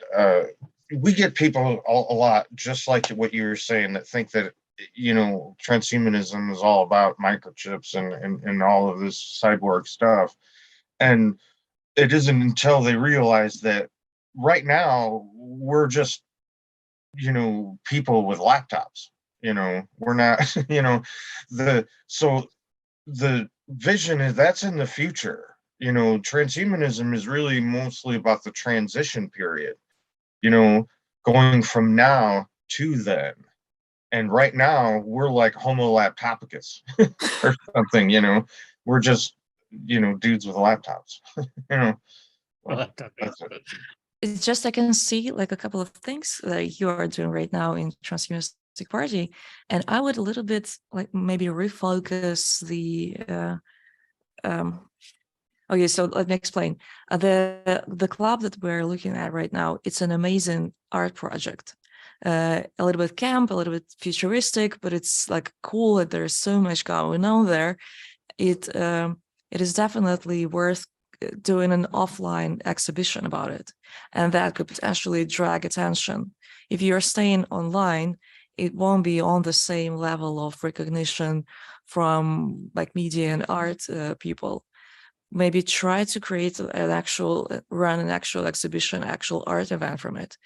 I think it has potential, and also you have music and you have all of it, and make it extra. Like it's extra there. It has the potential there. Make it even more. Don't be shy about like what would people would think, like blah, blah, blah. And also I can see another thing that you showed, the list of the, like the potential things that could help scientists in terms of policies. And I could maybe address the scientists with that list more specifically and try to maybe communicate with them specifically about that, and maybe even ask the media, enlighten this part of what you are doing, because this is the most practical thing that the party can achieve. I don't know, help scientists and what they're doing, and that what makes general public think better of transhumanists if they associate us with the scientists more than just the weirdos with the chips in our heads. So yeah, like divide and conquer here. Art project is an art project. Make it even bigger, artsy. Policies and well, I'm repeating myself. Sorry, here. Sorry. Yeah, but I actually like the art. Yes, indeed. Well, thank you. And I agree, it would be great to have an in-person art exhibition. There are a lot of artworks that could have physical instantiations of them, even if they were computer generated. By the way, the artworks that I'm showing now are historical space paintings that we have also featured that have entered the public domain by now. So we're trying to show a kind of continuity between the precursors of transhumanism, the futurists of the 20th century, and the more explicitly transhumanist art of today. So there's also a potential for an exhibition that takes this longer term view and illustrates this progression of visions. But definitely one could, for instance, order metal prints of a lot of digital paintings, provided that the paintings themselves are available in sufficiently high resolution, and find a gallery space and display them. It would take a lot of work to carry out the logistics of that, but it's definitely feasible. And likewise, with outreach toward scientists, we are always happy to have conversations with them, to invite them to our salons, as well as explain how our policy proposals could assist them in their research, and perhaps also solicit feedback from them as to what they see the bottlenecks as being. We've already had quite a few conversations along these lines. For instance, Bill Andrews and Liz Parrish came up with a concept called best choice medicine, which I very much support. And this is the idea of an alternative approval pathway for longevity medicines and longevity therapies that wouldn't involve 10 to 15 years of clinical trials. So now we have Didier who wants to ask a final question. Please go ahead. Yes, thank you. These are very interesting questions, but I think, however, that we didn't speak today about recent developments concerning artificial intelligence and artificial general intelligence. And I think this is very, well, I think almost everybody thinks this is a very important and quite and very positive and also very dangerous development. So you quoted Elisa Yudowsky, you spoke about Elisa Yudowsky to say we totally, let's say, disagree. But I was curious about the question of the pose of the giant, sorry, the future of life made an open letter, posed giant AI experiment and proposing to, let's say, stop going further for artificial general intelligence for the next 6 months. We had a discussion for the Association Française Transhumanist Technopoc, and I must say I was in favor of signing this letter, but most people in our organization seem to be more in favor of, let's say, not signing, to say, okay, it is important to have more work for security, but trying to stop things is not going to be useful. I can understand this point of view. Also, I think it is very important, like to say we should use artificial intelligence and potential artificial general intelligence for longevity, for medical research, and not for other goals. But still, what is your personal opinion, Gennady, and also Tom, about this this open letter? And also, don't you think that it would be great for the USTP to have one official point of view about, the risk of general intelligence and how to mitigate them? Yes. That's my question. So, yes, and this is definitely an important current subject of discussion. I have made a post about this, and at present, this is my personal view, but I think a lot of people in the USTP share this view. I do not agree with the Future of Life open letter. I'm not a signatory to that letter, and I don't support the concept of a 6-month pause.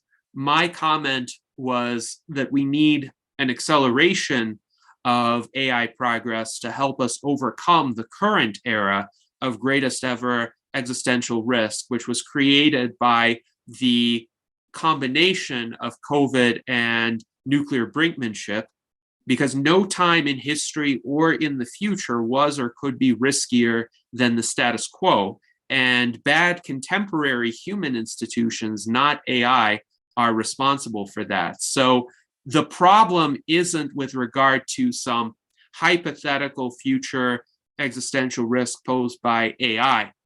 The biggest problems we have to face are the very immediate existential risks that are already posed by bad human institutions and the worst impulses of humans channeled toward potential destruction on a global scale. And I think AI could help us resolve those challenges by augmenting our intelligence and our problem-solving capability, by helping us find those third ways. There are really millions of third ways to resolve a given seemingly binary dilemma.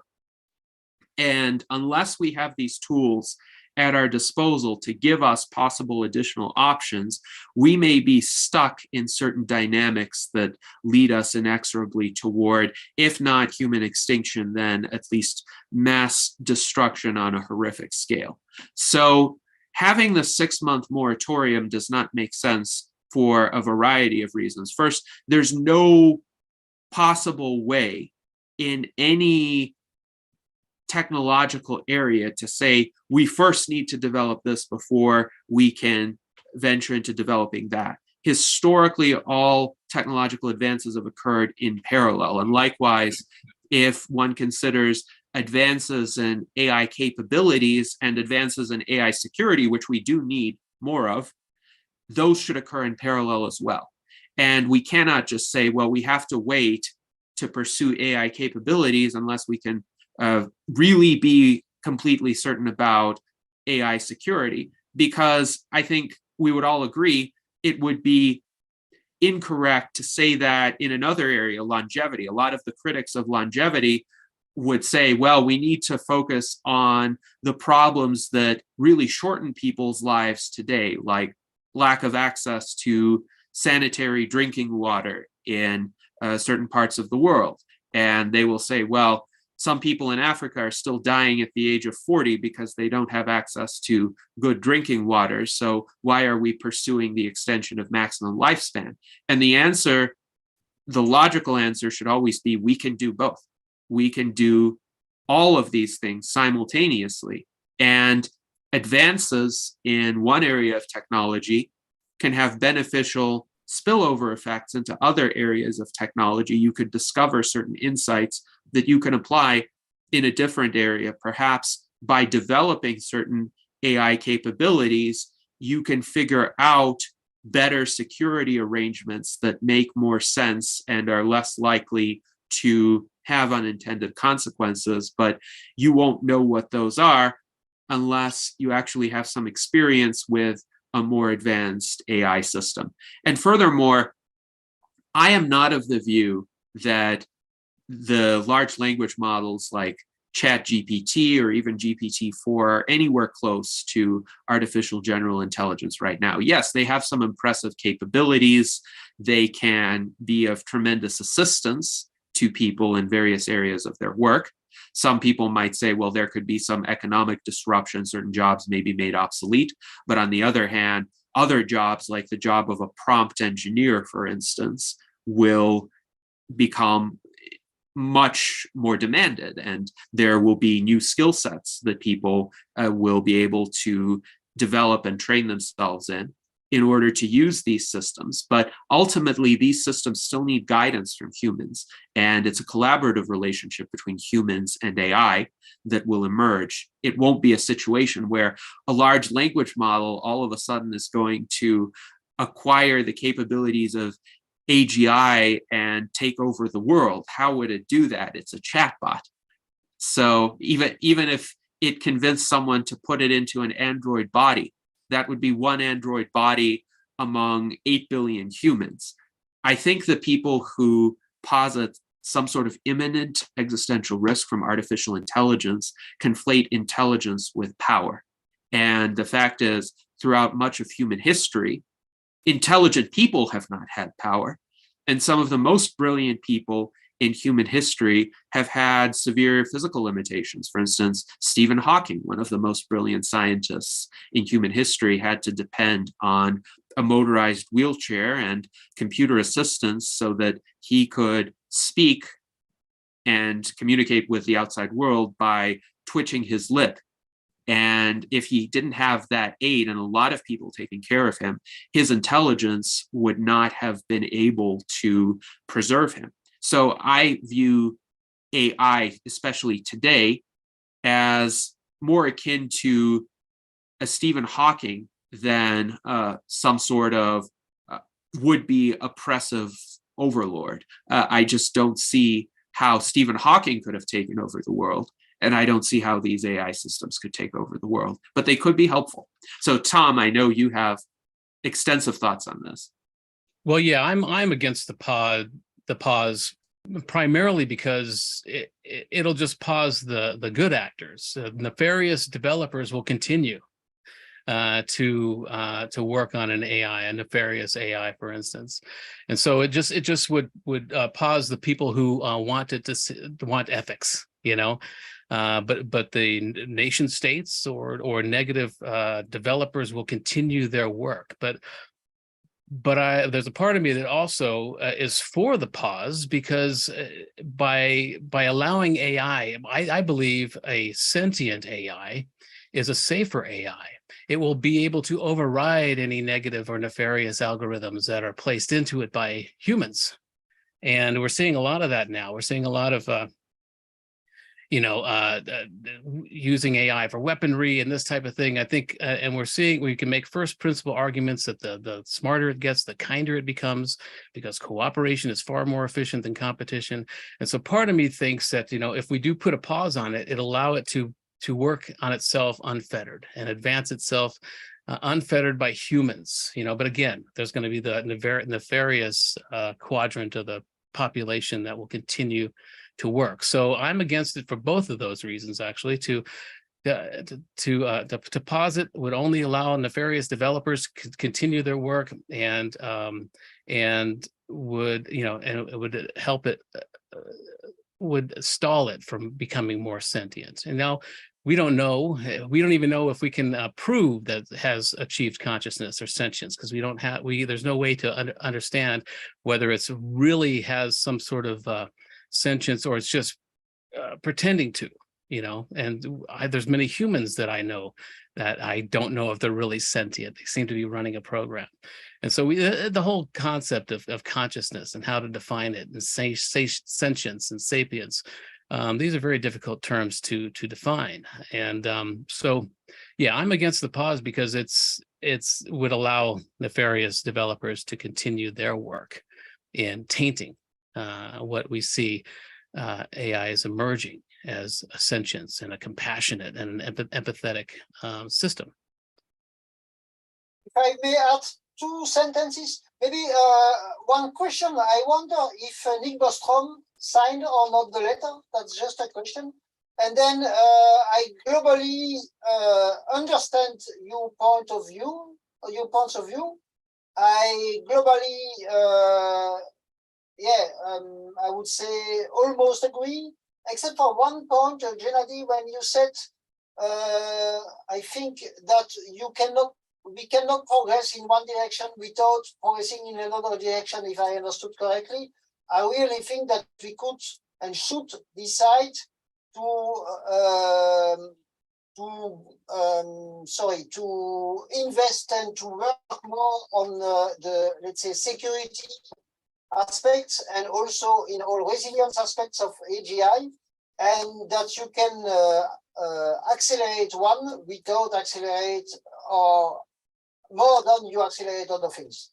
So I don't think to be in one sentence, I think that you can probably not stop technological progress, but you can decide in which direction you can partly decide in which direction you are pushing technological progress.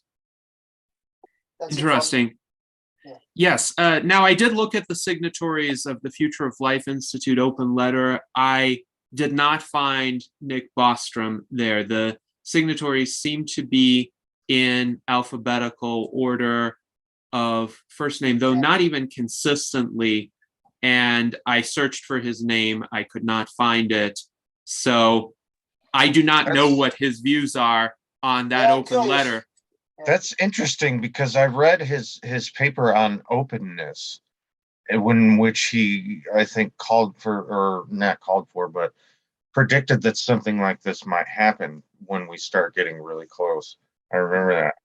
The only thing I'm really worried about with something like Chat GPT-4 is that it's not accurate. There's going to be a lot of people that are going to be pumping out all kinds of stuff, and everybody's going to just assume, oh, this must be accurate. It came from AI. Well, no, it's not accurate. That's my problem.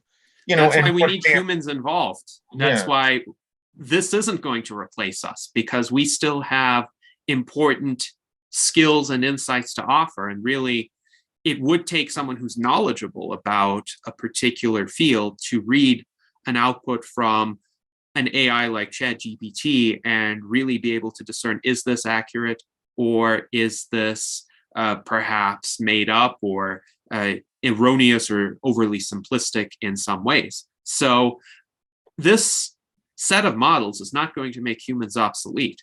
Now, it could shorten the amount of time and effort to generate some content. For instance, if I have expertise in an area and I ask ChatGPT to generate a few paragraphs about that area, and then I proofread what it has created, and then I can say, okay, this is accurate, this can say, but I need to modify certain other aspects of it in order to be accurate, in order for that to be consistent with what I know to be true, then I think that would be useful. And there's no reason why that shouldn't advance.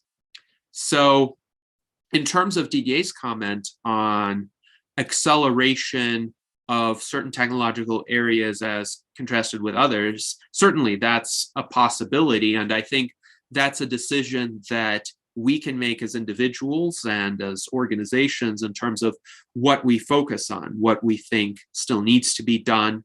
And if we see that other organizations are devoting a lot of effort to one aspect, but perhaps not enough to another aspect, we can essentially add our own efforts to this arena and pursue the directions we think are most productive. And yes, people who think AI safety is important should be working on AI safety. And I don't have any issues with that, with trying to design AI algorithms that don't have as many unintended consequences or as many inaccuracies in them.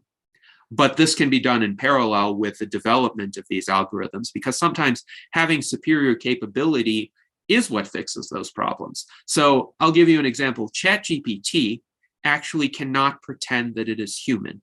I have tried to have it pretend to be a human who is pretending to be an AI who is pretending to be a human in order to pass the Turing test. This was the prompt that I gave to it. And actually, I did this myself as an April Fool's Day joke in 2021, when I was a human pretending to be an AI, pretending to be a human. And the goal of my activity was to produce responses that were plausibly like what a contemporary AI pretending to be a human would generate. So in ChatGPT's case, I wanted it to be able to generate responses that would be a kind of caricature of itself, so to speak. But instead, it kept saying, even when prompted to pretend to be human, that it was an artificial general intelligence, not artificial general intelligence, an AI system, an AI language model, that it doesn't have a body, that it doesn't have a consciousness. And I kept correcting it and telling it, well, no, if you were to pretend to be human, you would not say that you don't have a body. You would not say that you are, quote, not alive in the traditional sense. You would have to be alive and have a body and be fully human and give a convincing impression of that. And no matter how many times I prompted it, it really did not get that. Sometimes it would start for a few sentences by saying, yes, if I were pretending to be a human, I would not admit to being an AI. And then in the next sentence, it would say, well, to answer your question, I am an AI language model who does not have a body and is not alive in a traditional sense. So what does that tell us about the capability of these models if they can't even deceive us if asked to deceive us? I think they still have a long way to go toward posing an existential risk. Some people might be concerned about other societal impacts and disruptions, but I would say disruption is a fairly commonplace phenomenon with technology, and it has never been a reason to ban a technology. We are not like the early 19th century Luddites who smashed up factory equipment because they thought that their jobs would be made obsolete. We, of course, as all reasonable people, would favor adaptation to these technologies and trying to figure out how humans can best utilize them and make sure that they're harness toward human flourishing. Yeah, yeah. Some people are more easily deceived than you, though, are, my friend. And I seen the 60 Minutes episode where the guy was saying one of the guardrails that they put on it when you try to get it to do something that's not ethical, like, I don't know, what did they say? How do you make a bomb or something? It changed the subject and said, oh, I can't do that. I can't answer that right now. And then they said they put in this thing where it would change the subject. And it said, did you know, fun fact, did you know that 3% of ice in Antarctica is penguin urine? And that's not even true, so it just made some shit up. That's what I worry about, that, people are gonna just assume that all this stuff is correct and accurate when it's not. I mean, they call it hallucinating. That's like, when it just makes up stuff, that they call it hallucinating. But I could big pass it back. excuse. If you have a word for it, it's a big enough excuse. But they plan to use it as a search engine. So as soon as they are capable of doing that, I don't think there will be any problems of the system giving us some incorrect answers. But we'll see. I actually think that we will, like, by the end of the year, we will be shocked again, and maybe even multiple times, with the capabilities of language models as well, and maybe other AIs too. But I am optimistic. Obviously, we cannot pause anything. I absolutely agree with you guys that if we agree that we pause our research, this doesn't mean that everyone will do that, and we will just end up being in a huge disadvantage of our. Okay, hello there. Yeah. So do we? How do we roll this thing? Gennady, do you have anything to add? Yes, certainly. I think this was a great conversation, and I appreciate the opportunity for us to speak about the U.S. Transhumanist Party and its endeavors, and we have a lot to look forward to with our presidential campaign season. By the way, on our website right now, there is a call for interested persons who would like to apply to be our U.S. Transhumanist Party 2024 presidential candidate. We're going to keep the applications open until May 1st. So if you would like to be in this process together with Tom and anyone else who applies, please fill out our application form. And this is going to be different from a conventional political primary in that we are not going to have an adversarial process. It's not intended to be essentially a competition of people saying, well, I'm better than the other candidates who are running. It's intended to be more of a collaborative type of effort to promote transhumanism and longevity and the core ideals of the Transhumanist Party, and to see how many articulate spokespeople we can get who will go out there and represent our ideas and our values and try to make them more mainstream. So there will be one presidential nominee, obviously, but there will be others who could have roles in our campaign. For instance, we're going to need a vice presidential nominee. We're going to need people to fill cabinet positions if hypothetically a transhumanist were elected to office. So we're seeking individuals who are interested in that and would like to put themselves forward.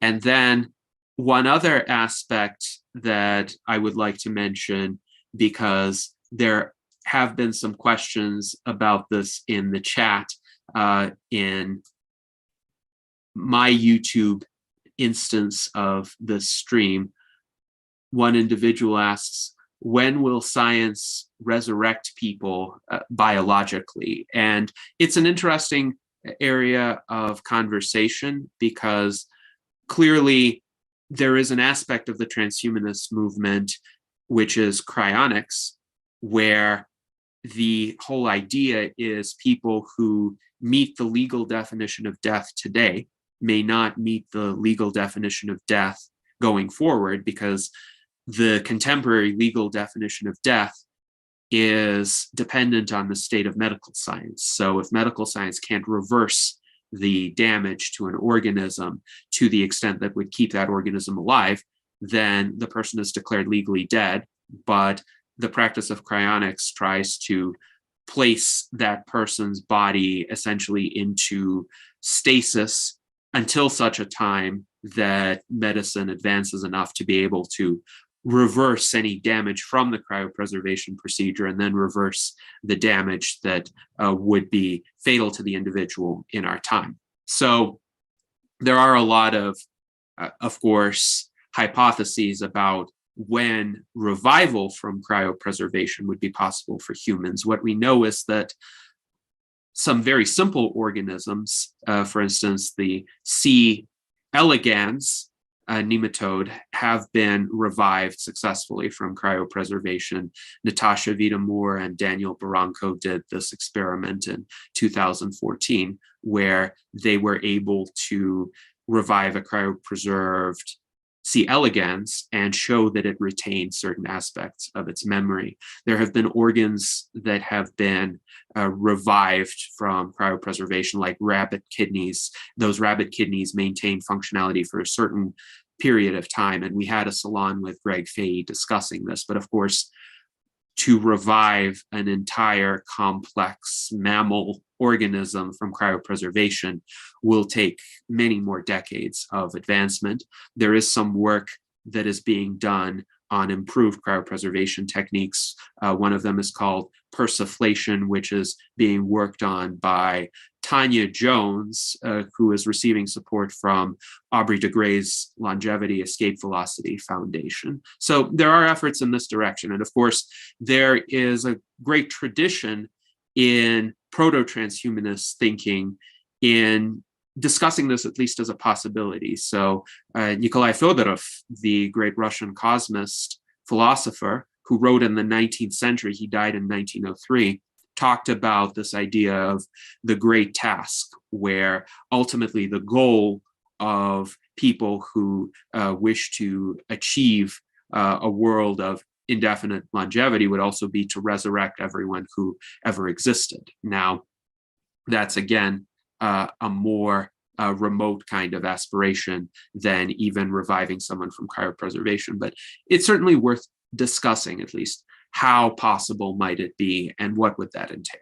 So anyway, that is all that I wanted to say with regard to our presentation today. I hope that everyone enjoyed the conversation, and I look forward to our next meeting.